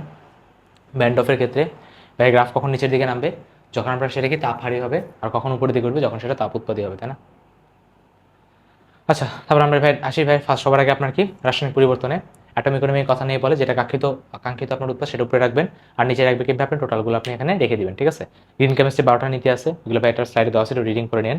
একমুখীকে বা দ্বিমুখী আমরা কীভাবে বানাই সেটা আমরা সবাই জানি, যদি আপনার কি করে ধরেন একটা খোলা পাত্রকে আপনি বদ্ধ পাত্রকে খোলা করে দেন, তাহলে একমুখী বা দ্বিমুখীতে চলে যাবে, ঠিক আছে। তারপর যদি কথা বলি আর ভাই কীভাবে করা যাবে, অর্ধক্ষেপণ যদি সৃষ্টি করেন তাহলে ভাই আপনার এখানে একমুখী কী হয়ে যাবে, একমুখী আপনার দ্বিমুখী হয়ে যাবে। আর যদি আপনি কোনো রাসায়নিক পরিবর্তন ঘটায় ফেলেন, যেমন এখানে অ্যালকোহল আছে, অ্যাসিড আছে, আপনি যদি অ্যাসিডের সাথে লবণ দিয়ে দেন, তাহলে দেখেন এই অ্যাসিডটা আর ভাই আপনার অ্যাসিড থাকবে না, সে আপনার লবণে কনভার্ট হবে, সেই ক্ষেত্রে কীভাবে বিক্রিয়া আপনার পিছনের দিকে ব্যাক আসতে পারবে না। বিক্রিয়া আমরা সবাই জানি একক সময় আপনি কী পরিমাণ ঘনমাত্রা পরিবর্তন করছেন, একক হলো মোল পার লিটার পার সেকেন্ড, যে ভাই এগুলো আপনার ইজি কথাবার্তা। একটা বিক্রিয়া হারের ক্ষেত্রে আপনি কী করেন, বিক্রিয়া হার লেখার পর কি তাদের স্টকিওমেট্রিক কোফিসিয়েন্ট দ্বারা আপনি কী করেন ভাই এখানে ভাগ করে দেন, এই জিনিসগুলো মাথার মধ্যে রাখবেন। এখানে 6 সেকেন্ড যেটা ম্যাথ দিছে, ম্যাথটা আপনি দেখতে পারেন। আচ্ছা শূন্য বিক্রিয়া প্রথম এবং ভাই আপনার দ্বিতীয় ক্ষেত্রে এটা মোস্ট ইম্পর্টেন্ট যেটা এককগুলো মনে রাখতে হবে। শূন্য ক্ষেত্রে ভাই একক কি মোল পার লিটার পার সেকেন্ড, এককের ক্ষেত্রে একক কি ভাই পার সেকেন্ড, আর সেকেন্ডের ক্ষেত্রে আপনার একক কি লিটার পার মোল পার সেকেন্ড। আচ্ছা অর্ধের ক্ষেত্রে দেখেন ফার্স্টের যে ফর্মুলাটা এটা আপনার ভাই আপনার ফিজিক্সে অর্ধ বা হাফ লাইফের ক্ষেত্রে আপনাকে আমি পড়াইছি ওই ফর্মুলাটাই, যে ভাই ln2 ডিভাইডেড বাই আপনার কি এখানে কে, আগে ছিল কি ল্যামডা, এখন ল্যামডার জায়গায় আপনার চলে আসছে কি কে, আগে ছিল এন, এন এর জায়গায় চলে আসছে কি এখন সি। তাহলে এই ক্ষেত্রে আপনার রিলেশনটা কি, এখানে রিলেশন বলতে পারেন হলো আপনার, আর রিলেশনটা আপনি যেটা বলতে পারেন সেটা হলো CT is equal to C not minus KT. মানে কি এখানে যেটা বোঝানোর চেষ্টা করতেছে সেটা কি তোমার এখানে যে ডিসি বাই ডিটিটা বা ঘনমাত্রার যে পরিবর্তনটা সেটা হলো আপনার কেটি, মানে কোনো ঘনমাত্রার উপর ডিপেন্ড করে না, ওটা কনস্ট্যান্ট হারে কি ভাই আপনার বিক্রিয়া ঘটাইতে থাকে। আর প্রথমের ক্ষেত্রে তো আমরা ভাই রিলেশন জানি সেটা কি C not e inverse KT, যে মনে নেই n is equal to n not e inverse lambda T, same এরকমভাবে আপনার কাজ করতে হবে, ঠিক আছে। মাঝে মাঝে করে কি তোমাকে যদি বলে দেয় যে কোনোটা আপনার হার ধ্রুবক, এটা হার ধ্রুবকের একক পার সেকেন্ড, তাহলে বুঝতে হবে ভাই ওটা প্রথম ক্রম বিক্রিয়ার কথা বলতেছে। প্রথম ক্রম বিক্রিয়ার ক্ষেত্রে আপনার কি হবে ডিসি বাই ডিটি যেটা হয় সেটা আপনার ইজ ইকুয়াল টু কি বলতে পারি কে ইন্টু যে কোনো একটা ঘনমাত্রা যার উপর কি পাওয়ার 1। আর যদি আপনি ভাই এটা দ্বিতীয় ক্রম বলেন তাহলে সেখানে ভাই পাওয়ারটা হয়ে যাবে কত ভাই আপনার পাওয়ার 2, ঠিক আছে। সি নট কি বোঝা যাচ্ছে প্রথমটা, সিটি একটা নির্দিষ্ট সময় পরে, ঠিক আছে, আর টি দ্বারা আমরা টাইম বুঝাই। এখানে আপনি এই রিলেশনটা মনে রাখতে পারেন K is equal to P into Z into E to the power inverse EA by R T. EA দ্বারা আমরা কি বুঝি অ্যাক্টিভেশন এনার্জি, আর তো জানি পি দ্বারা বুঝে স্থানিক দিক বিন্যাস, কে দ্বারা হার ধ্রুবক, জেড দ্বারা সংঘর্ষ হার, জাস্ট পড়ে রাখেন দিলে আপনার অ্যাজ ফর্মুলা আকারেই দিবে। আচ্ছা তারপর কি আপনার কে এর সাথে তাপমাত্রা রিলেশন আমরা জানি সেটা কি ln k2 by k1 is equal to E A by R into 1 minus t2 by t1। যদি কোনো কারণে এখানে লগ দিত তাহলে এখানে আপনার 2.303 দ্বারা আপনার এখানে ভাগ হয়ে যেত, ঠিক আছে। আচ্ছা তাপ উৎপাদী তাপহারের ক্ষেত্রে আমরা সবাই জানি ভাই তাপ উৎপাদীর ক্ষেত্রে ডেলিচি ভ্যালু নেগেটিভ, তাপহারের ক্ষেত্রে ডেলিচি ভ্যালু আপনার এখানে পজিটিভ, তাই না।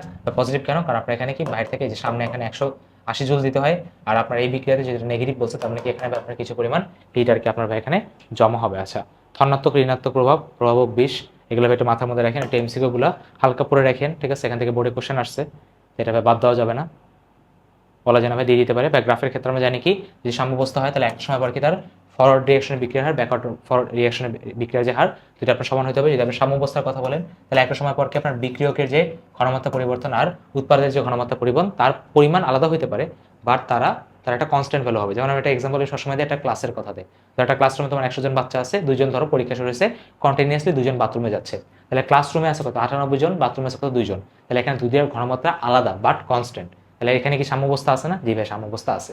এখানে তুমি দেখো একটা পার্টিকুলার টাইমে ক্লাস থেকে বাইরে যাচ্ছে 2 জন, বাইরে থেকে ভিতরে আসছে কত 2 জন, মানে কি বিক্রিয়ার যে হারটা সম্মুখমুখী বিক্রিয়ার হার পশ্চাৎমুখী বিক্রিয়ার হার ফরওয়ার্ড ডিরেকশনের হার ব্যাকওয়ার্ড ডিরেকশনের যে হারটা সেই মানটা আপনার সমান, কথা বুঝতে পারছেন। এখানে রাশির সমস্যার বৈশিষ্ট্য আছে, এটা উন্মুখিতা থাকে, এটা স্থিতিশীল হয়, এটার গতিবেগ, এটা বিক্রিয়া অসম্পূর্ণ থাকে, সবসময় চলতেই থাকে, সাম্যের অবস্থান থাকে, সংগঠন ক্ষেত্র থাকে, নিয়ামকের প্রভাব থাকে, অনুঘটনের প্রভাব থাকে, এগুলো থেকে মাঝে মাঝে এমসিকিউতে কোশ্চেন তোমাকে জিজ্ঞেস করে বসে। ল্যাচারেলিয়াস প্রিন্সিপাল আমরা বাইরে সবাই জানি। ধরো আমি একটা বিক্রিয়া বললাম a plus B equilibrium 2c plus D. এখন যদি বলে এখানে চাপ যদি বাড়ানো হয় তাহলে বিক্রিয়া কোন দিকে সরবে, তাই এক্ষেত্রে আমি আপনাকে বারবার বলছি যে চাপ সবসময় আপনার বেশি মোল থেকে কম মোলের দিকে কাজ করে। তাহলে আপনি চাপ বাড়ান, মানে এটার এক্সাম্পলটা কি ধরেন অফিসে আপনার অনেকগুলো ওয়ার্কার আছে, তাহলে সেই ক্ষেত্রে আপনি চাপ যদি না দেন তারা কাজ করবে না। আর ধরেন আপনার কোম্পানিতে আপনার একটাই এমপ্লয় আছে, তাহলে সেই ক্ষেত্রে আপনি চাইলেও তার উপর প্রেশার ফেলাইতে পারবেন না, কারণ প্রেশার যদি ফেলেন তাহলে কি সে আর কাজ করবে না। তাহলে আমরা যদি a plus B equilibrium 2c plus D বলি, তাহলে এখানে চাপ বসাইলে বিক্রিয়াটা উৎপাদ থেকে বিক্রিয়কের দিকে শিফট করে, মানে বিক্রিয়াটি কি আপনার ডান দিকে সরে যাবে। আর যদি চাপ কমান তাহলে সেটা কি আপনার বিক্রিয়ক থেকে উৎপাদের দিকে যাবে, যেদিকে কম মোল সেখানে কি আপনার চাপের প্রভাবটা কাজে লাগবে। আচ্ছা যদি বিক্রিয়াটা কোনো কারণে তাপ উৎপাদী হয় তাহলে ওইদিকে আপনার হিট তৈরি হচ্ছে, তাহলে সেক্ষেত্রে টেম্পারেচার বাড়াইলে হিটটা যেদিকে তৈরি হচ্ছে সেখানে যে আপনার ইফেক্ট ফেলাবে, মানে কি বিক্রিয়াটা উৎপাদ থেকে বিক্রিয়কের দিকে শিফট হবে। আর তাপমাত্রা যদি কমান তাহলে বিক্রিয়াটা কি বিক্রিয়ক থেকে আপনার উৎপাদের দিকে চলে যাবে। যদি কেউ বলে বিক্রিয়কের ঘনমাত্রার ক্ষেত্রে কোনো কিছু দেখতে হবে না, যদি বিক্রিয়কের ঘনমাত্রা বাড়ান তাহলে বিক্রিয়া উৎপাদের দিকে সরবে, আর যদি উৎপাদের ঘনমাত্রা দ্বারা বাড়ান তাহলে বিক্রিয়া বিক্রিয়কের দিকে সরে আসবে, ঠিক আছে। খুবই সিম্পল কথাবার্তা। আচ্ছা ভরকের সূত্র ভাই কারা দিছে, গুলবাগ দিছে আর ভাই ওয়েস দিছে, এখান থেকে কোশ্চেন আসে। ফর্মুলা আমরা সবাই জানি উৎপাদ বাই বিক্রিয়ক বসাতে হয়, পাওয়ারগুলো আপনার মাথার উপরে বসায় দেন, এগুলো আপনার মোস্ট ইম্পর্টেন্ট। কেসির ক্ষেত্রে আমরা জানি কি ঘনমাত্রা বসাই, কেপির ক্ষেত্রে আমরা কি করি ভাই আপনার আংশিক চাপগুলো বসাই। আচ্ছা তারপর যদি আমরা এখান থেকে দেখি ভাই আপনার এখানে এই যে দেখেন এটা বেসিক আপনার ইকুয়েশন লেখার আমরা এটা বেসিক্যালি আলফা দিয়ে লিখি, তাই না, 1 মাইনাস সি মাইনাস আলফা, ঠিক আছে, সি আলফা ওখান থেকে আমরা আর কি ইকুয়েশনটা লিখি। এগুলা এখানে দেখা লাগবে না, আমরা সামনে আলফা দিয়ে ডাইরেক্ট দেখবো। কেপি আর কেসি রিলেশন আমরা সবাই জানি, KP is equal to KC R to the power del NG দ্বারা আমরা কি বুঝাই উৎপাদের মোল মাইনাস বিক্রিয়কের মোল। আচ্ছা আর একটা জিনিস আপনি খেয়াল রাখবেন সেটা কি আপনার একটা বিক্রিয়াকে আপনি যদি ঘুরাই দেন, সাপোজ একটা বিক্রিয়া আপনার এ থেকে বিতে যাচ্ছিল, যদি আপনাকে বি থেকে এতে নেন তাহলে আপনাকে সাম্যদ্রব্য উল্টায় যাবে। যদি কোনো কারণে পুরো বিক্রিয়াটাই কোনো কিছুতে আপনি গুণ করে দেন, সাপোজ ধরো আমি যদি এই কোশ্চেনটা যদি কথা চিন্তা করি, ধরেন সাপোজ আপনি কি করছেন, এই পুরো বিক্রিয়াটাকে আপনি হাফ দ্বারা গুণ করে দিচ্ছেন, হাফ দ্বারা গুণ করছেন না, এই বিক্রিয়াটাকে ফার্স্ট আপনি উল্টাইছেন, খেয়াল করেন উল্টাইছেন, ধরেন শুরুতে এটার ভ্যালু ছিল কে, এটাকে আপনি উল্টাইছেন মানে হয়েছে কি 1/k, উল্টানোর পর কি করছেন হাফ দ্বারা গুণ করছেন, হাফ দ্বারা গুণ করা মানে কি এটার পাওয়ারে হাফ আসবে, মানে যা দ্বারা গুণ করবেন সেটা পাওয়ারে চলে যাবে, তাহলে আপনার আলটিমেটলি দেখেন আপনার কেটা ভাই কিসে কনভার্ট হবে 1/√k, ঠিক আছে 1/√k, চাইলে ডাইরেক্ট আপনি এভাবেও ম্যাথটা করতে পারতেন, ওরা যাই হোক ওরা অন্যভাবে করার চিন্তা করছে, আর মেইন কথা আপনি ভাই যা দ্বারা গুণ করবেন সেটা কি ভাই পাওয়ারে চলে যাবে, ঠিক আছে, আর যদি উল্টায় দেন তাহলে ভাই কেটা আপনার উল্টিয়ে যাবে, ঠিক আছে। আচ্ছা আরেকটা কথা ভাই কেপিকেসির ক্ষেত্রে আমরা এককগুলো কীভাবে বসাই, লিটার এটিএমে বসাই, ঠিক আছে, প্রেশার বসে এটিএমে আর ভলিউম বসে লিটারে, ঠিক আছে, আর এর ভ্যালুটা আপনার অলওয়েজ হবে 0.0821 অথবা 1/12, কেপিকেসি ম্যাথের ক্ষেত্রে এই জিনিসগুলো খেয়াল রাখবেন, ভুলেও আপনার আর এর ভ্যালু 8.314 বসাই দিয়ে আসেন। আচ্ছা আলফা কি, আলফা সময় জানি সেটা কি বিয়োজিত মূল্য ডিভাইডেড বাই প্রাথমিক মূল্য, যেমন একটা এক্সাম্পল দিই, যে ধরেন আপনার বিক্রিয়া শুরুতে 25 মোল ছিল, 25 মোল থেকে আপনার 5 মোল আয়োজিত হয়েছে, তার মানে উপরে বসবে কি 5 মোল, শুরুতে ছিল কত 25 মোল, তাহলে আপনার এখানে আলফার ভ্যালু কত 20%। আচ্ছা ব্যান্ড অফ সিকুয়েশন সবাই আমরা জানি LNK negative del H by RT plus C, যদি লগ বলে তাহলে ভাই 2.303 দ্বারা আপনার কি এখানে ভাই ভাগ যাবে, তাই সেক্ষেত্রে ভাই গ্রাফের ক্ষেত্রে আপনাকে সবাই বলা হয়েছে তাপ উৎপাদীর ক্ষেত্রে গ্রাফ উপরে ওঠে, তাপারের ক্ষেত্রে নিচে নামে, মনে রাখা খুব সোজা, উৎপাদী মানে উৎপন্ন করে উপরে যাবে, হারি মানে কি নিচের দিকে নামা, শেষ। কেন হয়, কারণ তাপ উৎপাদীর ক্ষেত্রে আপনার ডেল এইচ ভ্যালু নেগেটিভ হয়, নেগেটিভ নেগেটিভে পজিটিভে ঢাল কি আপনার পজিটিভ হয়, আর তারপরে ক্ষেত্রে এটা পজিটিভ হয়, তারপরে গ্রাফটা নিচের দিকে নামে, গ্রাফ বেসিক্যালি আপনার এলএনকে বা লগকে ভার্সেস 1/t দেয়, তো এই ক্ষেত্রে ঢাল যেটা হয় সেটা হয় ডেল এইচ ডিভাইডেড বাই 2.303 আর যদি লগ বলে, আর এলএন বললে হবে শুধুমাত্র ডেল এইচ বাই আর, তবে এই জিনিসগুলো আপনি খেয়াল রাখেন, ভুল করেন না। আচ্ছা কেপিকেসির ক্ষেত্রে একটা কথা আপনি অলওয়েজ মনে রাখবেন, সেটা কি আপনার কিউসি দিয়ে যে কথাবার্তা, কিউসি যদি বের করেন কখনো যদি এটা কিউসির থেকে বড় হয়, বোর্ডে একবারই আসছিল যে কোনো কারণে বড় হয়, কিউসি যদি বড় হয়, কিউসি বড় হওয়া মানে কি, কিউসি মানে কি উৎপাদ বাই বিক্রিয়, কিউসি মানে কি যে কোনো সময় তোমার কে এর ভ্যালুটা বের করা, কিউসি যদি বড় হয় তার মানে কি উৎপাদ বেশি, উৎপাদ বেশি মানে কি বিক্রিয়াটা উৎপাদ থেকে বিক্রিয়কের দিকে শিফট করবে, মানে কি পিছন দিকে শিফট করবে, আর কিউসি ভ্যালু যদি ছোট হয় তার মানে কি উৎপাদ কম, উৎপাদ কম মানে কি বিক্রিয়াটা বিক্রিয়ক থেকে উৎপাদের দিকে চলে যাবে, সেই জিনিসগুলো ভাই মাথার মধ্যে আপনি একটু রাখেন। আচ্ছা কেডাব্লিউ ভ্যালু আমরা সবাই জানি ভাই এইচ ইন্টু ওএইচ, এটা আপনি ক্লাসে পড়াইছিও যে আপনার 25 ডিগ্রি সেলসিয়াসে কেডাব্লিউ ভ্যালু কত 10^14, যদি তাপমাত্রা বাড়ান তাহলে কেডাব্লিউ ভ্যালু কি কমবে, বাড়বে, বাড়বে মানে কি 10^13 হবে, 10^12 হবে, সেই ক্ষেত্রে পিএইচ এর পুরো যে স্কেলটা আমরা জানি কি পিএইচ এর পুরো স্কেলটা কি আপনার 14, তো সেই ক্ষেত্রে স্কেলটা আপনার কি 14 থেকে শুরু 13, 12, 11 এরকমে শিফট হয়ে যাবে, আর তাপমাত্রা কমালে কেডাব্লিউ ভ্যালু কমবে, কমা মানে কি 10^15 হবে, 10^16 হবে, ঠিক আছে, তো সেই ক্ষেত্রে আপনার স্কেলের ভ্যালুটা কি বা স্কেলের রেঞ্জটা কি আপনার বাড়বে। দেখেন এখানে কিছু ভ্যালু দেওয়া আছে অ্যাপ্রক্সিমেটলি, সো আপনি এই জিনিসগুলো হালকা একবার রিডিং করে নিলে আপনার কাজ শেষ, ঠিক আছে, জানি ভাই মনে রাখা একটু টাফ, বাট একটু হালকা রিডিং করেন, এটা তবে বলেই দিলাম কেডাব্লিউ ভ্যালু কত হবে 10^14, দেখেন এটা কতবার আসছে পরীক্ষাতে, সেগুলো আপনার ইম্পর্টেন্ট। আচ্ছা আপনার অ্যাসিড কিংবা দুই প্রকার, একটা স্ট্রং অ্যাসিড একটা উইক অ্যাসিড, স্ট্রং অ্যাসিডের ক্ষেত্রে পুরোটাই আপনার বিভাজন হয়ে যায়, তো সেক্ষেত্রে পিএইচ ভ্যালু কত হয় negative logarithm of H plus হয়, বাট উইক অ্যাসিডের ক্ষেত্রে ব্যাপারটা এমন হয় না, উইক অ্যাসিডের ক্ষেত্রে আপনার কি হয়, উইক অ্যাসিডের ক্ষেত্রে আপনাকে প্রপার ইকুয়েশন বসাইতে হয়, ইকুয়েশন বলতে কি যেমন ধরো সাপোজ এখান থেকে তোমার ফার্স্টে সি ছিল এটা 0 0, পর আমরা কি বলি এখান থেকে সি আলফা গেছে, এখানে সি আলফা গেছে, এখানে সি আলফা গেছে, পরে আমরা এখান থেকে কি করি, আমরা এখান থেকে আমার কে এর ভ্যালুটা বের করি, তো কে এর ভ্যালুটা যদি আপনি এখানে বের করেন, ঠিক আছে, কে এর ভ্যালুটা যদি আপনি বের করেন, বের করার পরে আমরা এখানে কে এর ভ্যালু বের করো, তাহলে আপনার কি আসবে সি স্কোয়ার আসবে, আলফা স্কোয়ার আসবে, এখানে সি কমন নিলে 1 - আলফা হবে, তাই না, সি সি আমাদের কাটাকাটি যায়, পরে আমরা কি করি 1 - আলফাকে আমরা অ্যাপ্রক্সিমেটলি 1 ধরে নিই, কারণ আপনার এই প্রমাণটা ভাই জানাটা দরকার, কারণ পরীক্ষাতে একবারই প্রমাণ থেকেই কোশ্চেন আসছিল, ঠিক আছে, তাই। আচ্ছা সো আমরা এখান থেকে পরে আমরা কি বলি আলফা ভ্যালুটা ধরি, আলফা ভ্যালুটা আমরা কত ধরি √k/c ধরি, ঠিক আছে, সো মনে রাখা লাগবে বেসিক্যালি আমার আলফা ভ্যালু √k/c, আরটা মনে রাখা লাগবে এইচ এর যে মানটা সেটা কি আপনার সি আলফা, এইচ এর যে মানটা সেটা কি আপনার সি আলফা, এই এই এইচ আলফাটাই আমরা নেগেটিভ লগারিদমে বসাই, তো অনেকে দেখবা ফর্মুলা মনে রাখে নেগেটিভ লগারিদম √k/c, ঠিক আছে, বাট আমি বলবো তোমাকে আলফা মনে রাখো আর ভাই আপনি এইচ প্লাস মনে রাখো, ঠিক আছে, √k/c, আর এইচ এর ভ্যালু কত আপনার জাস্ট সি আলফা, ওকে।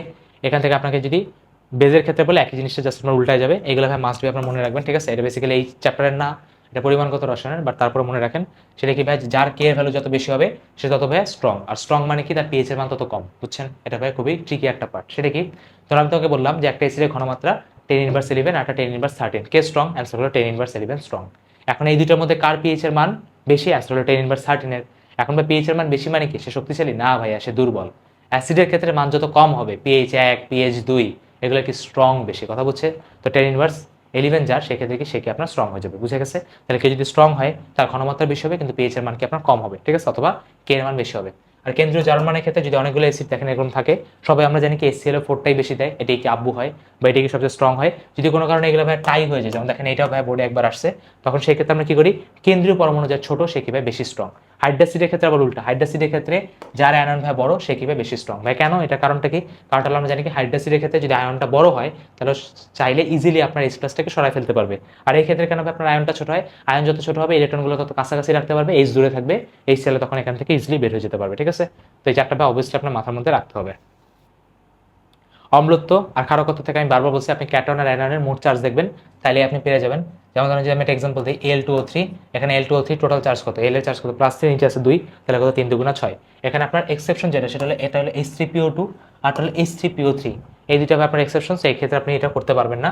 কেন? খেয়াল করেন, আমি যদি পিএইচডি স্ট্রাকচারের কথা বলি, ধর আমি H3PO2 এর কথা বলতেছি, এখানে একটা O দিলাম, এখানে একটা H দিলাম, এখানে একটা H দিলাম, এখানে একটা H দিলাম, দেখেন স্ট্রাকচার ঠিক আছে না? আছে। এখন দেখেন সেই ক্ষেত্রে কি সবসময় অক্সিজেনের সাথে হাইড্রোজেনটা বের হতে পারে, কারণ কি অক্সিজেনের ভাই তড়িৎ বেশি, তাই ও করে কি ওকে ছেড়ে দিতে পারে। বাট পি এর ক্ষেত্রে তড়িৎ কম, মানে বন্ডিং বেশি, ঠিক আছে, বন্ডিং বেশি, তাই কিভাবে বের হইতে পারে না। এই জন্য একটা H3PO2 ক্ষারকত্ব মাত্র 1। H3PO3 ক্ষেত্রে আপনার দুইটা হয়, কেন? কারণ এখানে মাঝখানে একটা ও চলে আসে, O3 না, একটা ও বেশি, এখানে মাঝখানে একটা ও চলে আসে, তখন কি দুইজনকে আপনি চাইলে বের করতে পারেন। ঠিক আছে, এই দুইজনকে আপনি চাইলে বের করতে পারেন, এটা মনে রাখতে পারেন। H3PO2 এর জন্য 1, H3PO3 এর জন্য আপনার 2। ঠিক আছে, পরীক্ষা দিলে কিন্তু অনেকেই পারবে না। আরএনএস এর মতবাদ ভাই এগুলা পরিমাণগত রসায়নের দেওয়া ঠিক না, বাট তাও আপনি পারবেন না, সেটাকে একবার রিডিং করে নিলে হবে। পিএইচ ভ্যালু এগুলো সবাই জানি আমরা, পিএইচ প্লাস পিওএইচ এগুলো 14 হবে। মাঝে মাঝে তোমার ধরো একটা ক্ষার দিলার ক্ষেত্রে কি ফর্মুলাগুলো সব পিওএইচ চেঞ্জ হবে, সেখান থেকে পিএইচ যদি বের করতে বলে তাহলে সুন্দর মতো 14 থেকে বাদ দিয়ে দিবা। ঠিক আছে, পিএইচের ক্ষেত্রে মান আপনার কি ভাই, সাদা থেকে বড় হলে অম্লীয়, ছোট হলে ক্ষারীয়, সমান হলে, এটা পারি আমরা সবাই। আচ্ছা, এগুলোর ক্ষেত্রে ভাই আপনার একটু ভাই দেখতে হবে যে কি ভাই অ্যাসিড আর ক্ষার যদি মিক্স করা হয়। আচ্ছা, একটা কথা চিন্তা করো, ধরো NaCl এর কথা বলি, এটা একটা লবণ, তাই না? দেখো প্লাস পার্টটা সবসময় কার কাছ থেকে আসে বলো তো? প্লাস পার্টটা সবসময় আসে ক্ষারের কাছ থেকে, আর নেগেটিভ পার্টটা সবসময় আসে কার কাছ থেকে? অ্যাসিডের কাছ থেকে, এটা মাথার মধ্যে রাখবেন। এখন তীব্র অ্যাসিড আর যদি তীব্র ক্ষার হয় তাহলে এটা সম্পূর্ণ আয়নিত হয়, তাহলে পিএইচ ভ্যালু কত, 7 হয়। যদি অ্যাসিড তীব্র হয়, ক্ষার যদি দুর্বল হয়, তাহলে বুঝতেই পারতেছো এখানে কি হবে, অ্যাসিডের প্রভাবটা বেশি, মানে কি পিএইচ ভ্যালু 7 থেকে কম হবে। যদি অ্যাসিড দুর্বল হয়, ক্ষার যদি তীব্র হয় তাহলে 7 থেকে বেশি, আর দুইটাই যদি তীব্র হয় তাহলে পিএইচ ভ্যালু কত, 5 থেকে 9 এর মধ্যে। সো এই রেঞ্জটা মাথার মধ্যে রাখাটা খুবই দরকার।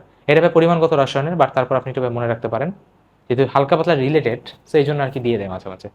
বাফার দ্রবণের ক্ষেত্রে একটা জিনিস অলওয়েজ মনে রাখবেন, একটা দুর্বল অ্যাসিড তার অনুবন্ধী ক্ষার প্রচুর জিজ্ঞাসা করছে, নিচের কোনটি বাফার দ্রবণ। ঠিক আছে, যদি কোনো কারণে স্ট্রং অ্যাসিড হতো ধরো বললো HCl এবং তার লবণ, হইতো না, হবে না, দুর্বল অ্যাসিডই লাগবে এবং তার অনুবন্ধী ক্ষার লাগবে। অনুবন্ধী ক্ষারটা অবভিয়াসলি এই যে পার্টটা আছে, যে পার্টটা ক্ষার থেকে আসতেছে, সেই পার্টটাকে অবশ্যই তোমার স্ট্রং হইতে হবে।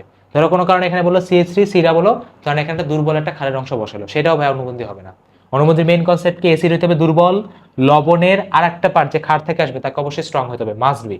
ক্ষারের ক্ষেত্রেও দেখেন একই, দুর্বল ক্ষার এবং অনুবন্ধী অ্যাসিড, বাট অ্যাসিড থেকে যে পার্টটা আসবে সেই পার্টটাকে আপনার অবশ্যই স্ট্রং হতে হবে। যদি কোনো কারণে দুর্বল হয় তাহলে হবে না। পিএইচ ভ্যালু কি, পিকে প্লাস লগ সল্টের মোল ডিভাইডেড বাই অ্যাসিডের মোল, আর ভাই আপনার ক্ষারের ক্ষেত্রে কি হয়, সল্টের মোল ডিভাইডেড বাই বেজের মোল। এটা মাথার মধ্যে রাখতে হবে। এই ম্যাথটা খুব ভালো। ঠিক আছে, এখানে এক্সপ্লেন করলাম না, এটা ভাই দেখে নিন। মানবদের ভাই পিএইচ এর মানটা কি, প্রোটিন ভার, phosphate buffer, mostly important carbonate buffer. এটা খুবই দেয় যে মানুষের বাফার নিচের কোনটি, ঠিক আছে, NaCO3 আর কি আপনার H2CO3। ওকে, আচ্ছা, বা বিক্রিয়া তাপ, এগুলো সবচেয়ে বেশি আপনার ভুল করেন। প্রমাণ বিক্রিয়া তাপ মানে কি, প্রতিটা আপনার 1 মোল নিয়ে আপনার কনসিডার করা হয়। দেখেন এখানে 1 মোল H2 বানাতে আপনার যে পরিমাণ তাপ লাগছে, সংগঠন তাপ কি, 1 মোল HCl বানাতে আপনার যে পরিমাণ তাপ লাগছে, আর বিয়োজন তাপ কি, 1 মোলকে ভাঙতে আপনার যে পরিমাণ তাপ লাগছে। গলন তাপ কি, 1 মোলের জন্য আপনার 1 মোলকে আপনার গলাতে যে তাপ লাগছে। বাষ্পীকরণ তাপ কি, 1 মোল লিকুইডকে আপনার গ্যাসে নিতে যে পরিমাণ তাপ লাগছে, ঊর্ধ্বতাপন তাপ। দহন তাপ কি, দহন তাপ মানে হলো আপনার 1 মোল সিকে আপনার ভাঙতে যে পরিমাণ, বা 1 মোল সিকে আপনার পুরাইতে যে মোলে আপনার অক্সিজেন লাগছে। আচ্ছা, এখন এই ক্ষেত্রে আসে, এগুলো খুবই ইম্পর্টেন্ট। দেখেন অ্যাসিড তীব্র হতে পারে, ক্ষার তীব্র হতে পারে, ঠিক আছে, অ্যাসিড তীব্র, ক্ষার তীব্র, সবগুলো আমরা জানি, এগুলো সবাই তীব্র। আচ্ছা, লাস্টে দেখেন ভাই এখানে আপনার অ্যাসিড তীব্র, ক্ষার তীব্র, এটা এই চ্যাপ্টারটা ভাই তীব্র, ঠিক আছে, দুর্বল লেগছে বলে। তো এখন দেখেন এখানে সবাই অ্যাসিড ক্ষার যাদেরকে আপনি দেখতে পাচ্ছেন সবাই এখানে কি ভাই তীব্র, তাই না, তীব্রের পুরো গোষ্ঠী। এই জন্য দেখেন এদের অ্যান্সারটা প্রায় 57.34 পাশাপাশি ছিল, মানে হালকা পাতলা চেঞ্জ ছিল। বাট ঝামেলা যেটা হচ্ছে দেখেন HF এ আসছে কত, 68.6। এখন কেন 68.6, কেন, এটা সিকিউতে জিজ্ঞেস করছে। তার কারণটা হলো এখানে যে HF, এই এফটা ভাইয়া হাইলি ইলেকট্রোনেগেটিভ। তো হাইলি ইলেকট্রোনেগেটিভ হওয়ার জন্য যেটা করে, বিক্রিয়া যখন করো, যখন পানি তৈরি হয় না, জানি কি আমরা একটা অ্যাসিডার ক্ষারে পানি তৈরি হয়, লবণ তৈরি হয়, যে পানিগুলো তৈরি হয়েছে পানিগুলো আবার এসে এফ এর কাছে থাকে, আর এফ এর কাছে এসে বন্ডিং তৈরি করে। আমরা জানি কি বন্ড তৈরি হওয়া মানে কি, সেখানে এনার্জি রিলিজ হওয়া। কোথাও যদি বন্ধন তৈরি হয় তাহলে তোমাকে ওখানে এনার্জি রিলিজ হয়, আর বন্ধন ভাঙলে এনার্জি দিতে হয়। আর যেহেতু এটা এফ এর সাথে ভাই বন্ধন তৈরি করতেছে, ঠিক আছে, বন্ধন তৈরি করতেছে, মানে এফ বেসিক্যালি প্লে বয়, সবাইকে নিজের দিকে টান দিয়ে নেয়। তো যেহেতু বন্ধন তৈরি করতেছে, তাই এখানে এক্সট্রা শক্তি বের হচ্ছে। এক্সট্রা শক্তি বের হচ্ছে, কত এক্সট্রা শক্তি বেরোচ্ছে? প্রায় 10-এর মতো এক্সট্রা শক্তি বের হয়েছে। মানে উৎপাদের পানিগুলা এইচএফ এর কাছে এসে বন্ধন তৈরি করতেছে, ওর ভাই ওরা এত বেশি। আর যদি দুর্বল হয় কোনো কারণে, দুর্বলদের ক্ষেত্রে যদি দুর্বল অ্যাসিড হয় এবং তীব্র ক্ষার হয় তাহলে হয় 55, আর যদি দুইটাই দুর্বল হয় তাহলে আসে 50। তাহলে মনে বোঝা গেছে দুর্বল আর শক্তিশালী অ্যাসিড শক্তিশালী ক্ষার 57.34 আশেপাশে। এইচএফ এর ক্ষেত্রে শুধুমাত্র 68.6, দুর্বল অ্যাসিড তীব্র ক্ষার সেই ক্ষেত্রে 55, আর দুইটাই দুর্বল হয়ে কি আপনার 50। সেগুলো মাথার মধ্যে রাখেন, ভুলে যান না। বন্ধন শক্তি এগুলো মুখস্থ করতে হবে না।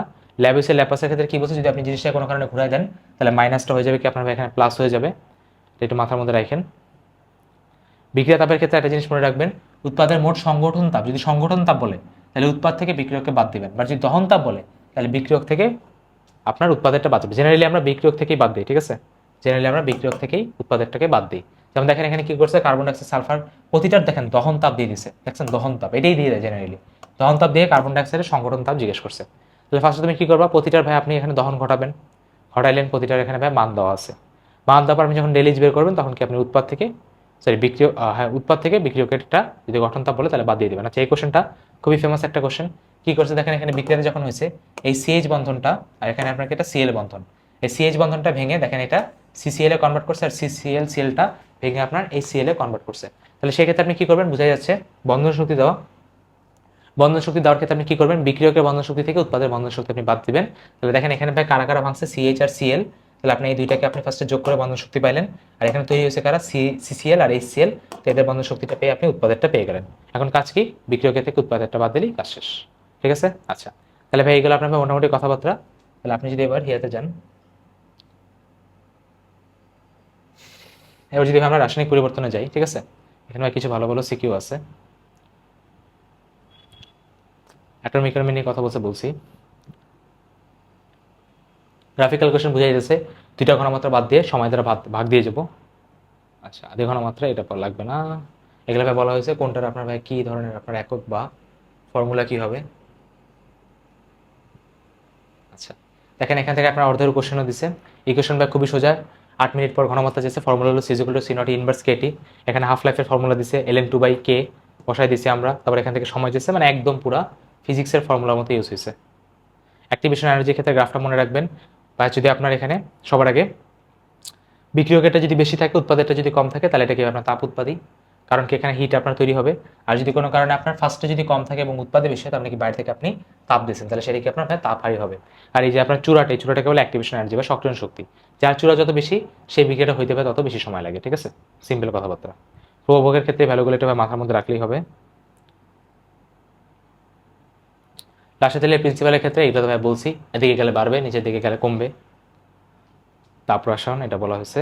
আচ্ছা বেলেজের ক্ষেত্রে এটা বলছি আমরা। আচ্ছা দ্রবণ তাপ এটা বলা হয়েছে এক মূল্যের ক্ষেত্রে। আচ্ছা তাহলে দেখেন একটা কোশ্চেন, দেখেন কি বলছে যে একটা স্ট্রেসোফোরকে একটা NaOH এর সাথে দিলে তোমার তাপ উৎপন্ন হতে হবে প্রশমন তাপ কত। তো প্রশমন তাপ মানে কি, 1 মোল পানি তৈরিতে কি পরিমাণ তাপ লাগে।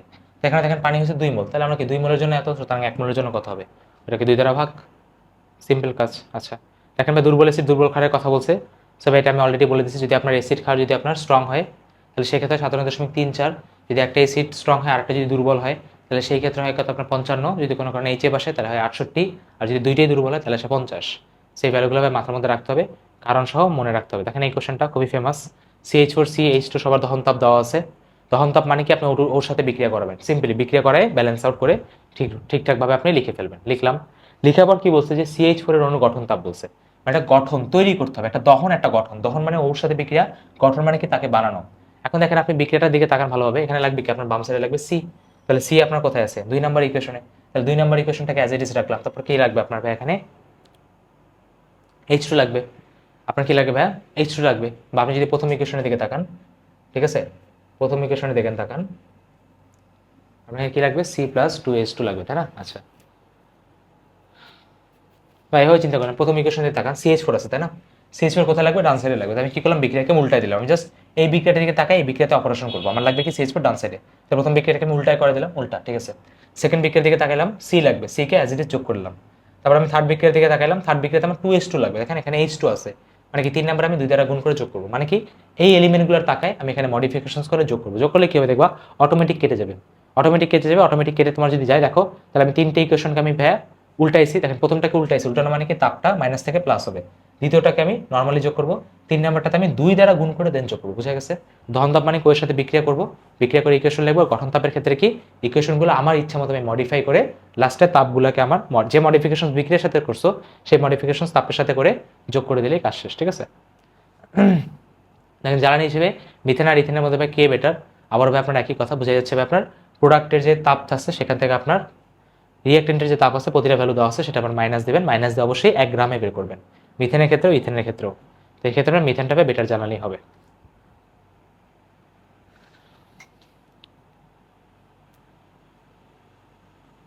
তাপ রসায়নে এখানে কিছু কোশ্চেন আছে, বাট আমি যেগুলো বলছি এগুলো মাথার মধ্যে রাখলেই হবে। অনেক ধরনের এমসিকিউ আপনাদের এখানে প্র্যাকটিস করেছিলাম, এর যদি সময় পান তাহলে অবশ্যই দেখে নিয়ে আসবেন।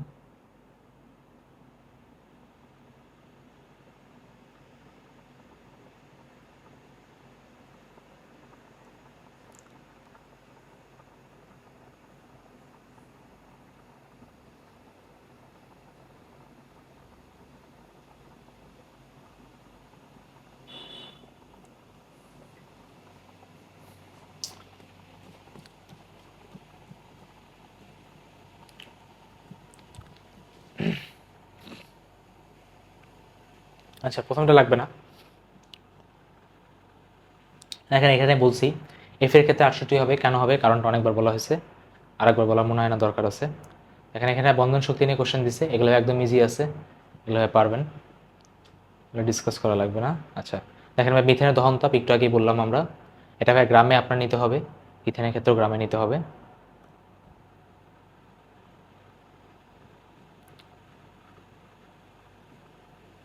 আচ্ছা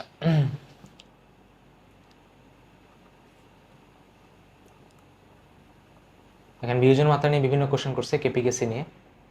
আচ্ছা লগারিদমের ক্ষেত্রে negative logarithm of H plus দিয়ে আপনার পিএইচ বের করা যাবে।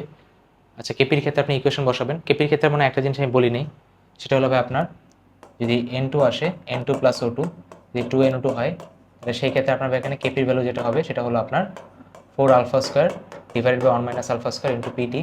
আর যদি আপনার এখানে পিসিএল ফ্যাক্টর ভেঙে যায়, পিসিএল ফ্যাক্টর যদি ভেঙে PCl3 প্লাস Cl2 হয়, তাহলে সেই ক্ষেত্রে ভাই কেপির ভ্যালু হবে alpha square by 1 minus alpha square into PT. ঠিক আছে? এটা একটু মনে রাখেন, এটা ভাই অ্যাজ ইট ইজ এমসিকিউতে আপনি ইউজ করতে পারবেন। আচ্ছা আর মোটামুটি কোশ্চেন এখানে নাই। ঠিক আছে? আপনার এখানে প্রতিটা ক্ষেত্রে আপনার এখানে পিএইচ এর যে মান আছে সেগুলোই দেওয়া আছে। আচ্ছা বাকি কোশ্চেনগুলো একটু দেখে নিন। ঠিক আছে? বাফারে কিছু কোশ্চেন আছে মিক্স করে আপনার কী করা হয়। ওকে বাফারের আপনার ওয়ার্ক প্রসেসটা তো মনেই আছে তাই না? যদি আপনি এখানে H প্লাস দেন তাহলে সেটা কী করে, ওই যে লবণ ধরো বললাম CH3COO, তো লবণের যে CH3COO মাইনাস ওই পার্টের সাথে আপনার H যাবে, H যে আপনার অ্যাসিড বানাবে। এখন 100টা যদি দেন তাহলে অ্যাসিড যেহেতু আস্তে আস্তে ভাঙে, তাহলে 100টা থেকে আপনি মাত্র 5টা H প্লাস পাবেন। ঠিক আছে? এরকম টাইপ কোশ্চেন আর কি করা হয়। আর যদি ওএইচ দেন তাহলে সেই ওএইচটা এইচের সাথে মিলে আপনার পানি তৈরি করবে। ঠিক আছে? আচ্ছা তো এইগুলো মোটামুটি কথা। W=SVM/1000 টাইপের ফর্মুলাই আছে, কেপি বের করে বলেন, কেসি বের করে বলেন, আলফা বের করতে বলে মাঝে মাঝে, সেগুলো আপনি আপনার যে কোনো বোর্ড কোশ্চেন থেকে বের করতে পারলেই হবে। ঠিক আছে? ওকে তো এইগুলো ভাই মোটামুটি কথাবার্তা। ঠিক আছে? তাহলে আসলে আমাদের টাইমও মনে হয় 1.5 ঘন্টা হয়ে গেছে। এখন দেখেন আপনার এখানে কাজটা কি, কাজটা আমি বলে দিই, যারা রাতের বেলা দেখতেছেন তারা ভাই অবশ্যই রাতের মধ্যে যে চ্যাপ্টার দুর্বল সেটা মাস্ট বি আপনি দেখবেন। এমসিকিউ বলেন, সিকিউ বলেন, এভরি ডিটেলস আপনার এখানে দেওয়া আছে। ঠিক আছে? একদম ওভার কনফিডেন্স যাবেন না। আর একটা কাজ করবেন সেটা হলো, যদি কারো চ্যাপ্টার 1 আর চ্যাপ্টার 5 না পড়া থাকে, এই দুটোতে আপনার হাফ আওয়ার টাইম দিয়ে, হাফ প্লাস হাফ 1 ঘন্টা বেশি লাগবে না কোনো দিন, 1 ঘন্টা দিয়ে এখানে যেগুলো না পড়লেই না, ঠিক আছে, সেগুলো একটু পড়ে নেবেন। ঠিক আছে? তাহলে যদি কোনো কারণে হার্ড সিচুয়েশন আসে 5 থেকে সিকিউ দেওয়ার কথা, সেক্ষেত্রে আপনি 5 থেকে একটা সিকিউ অ্যান্সার করে দিয়ে আসতে পারবেন।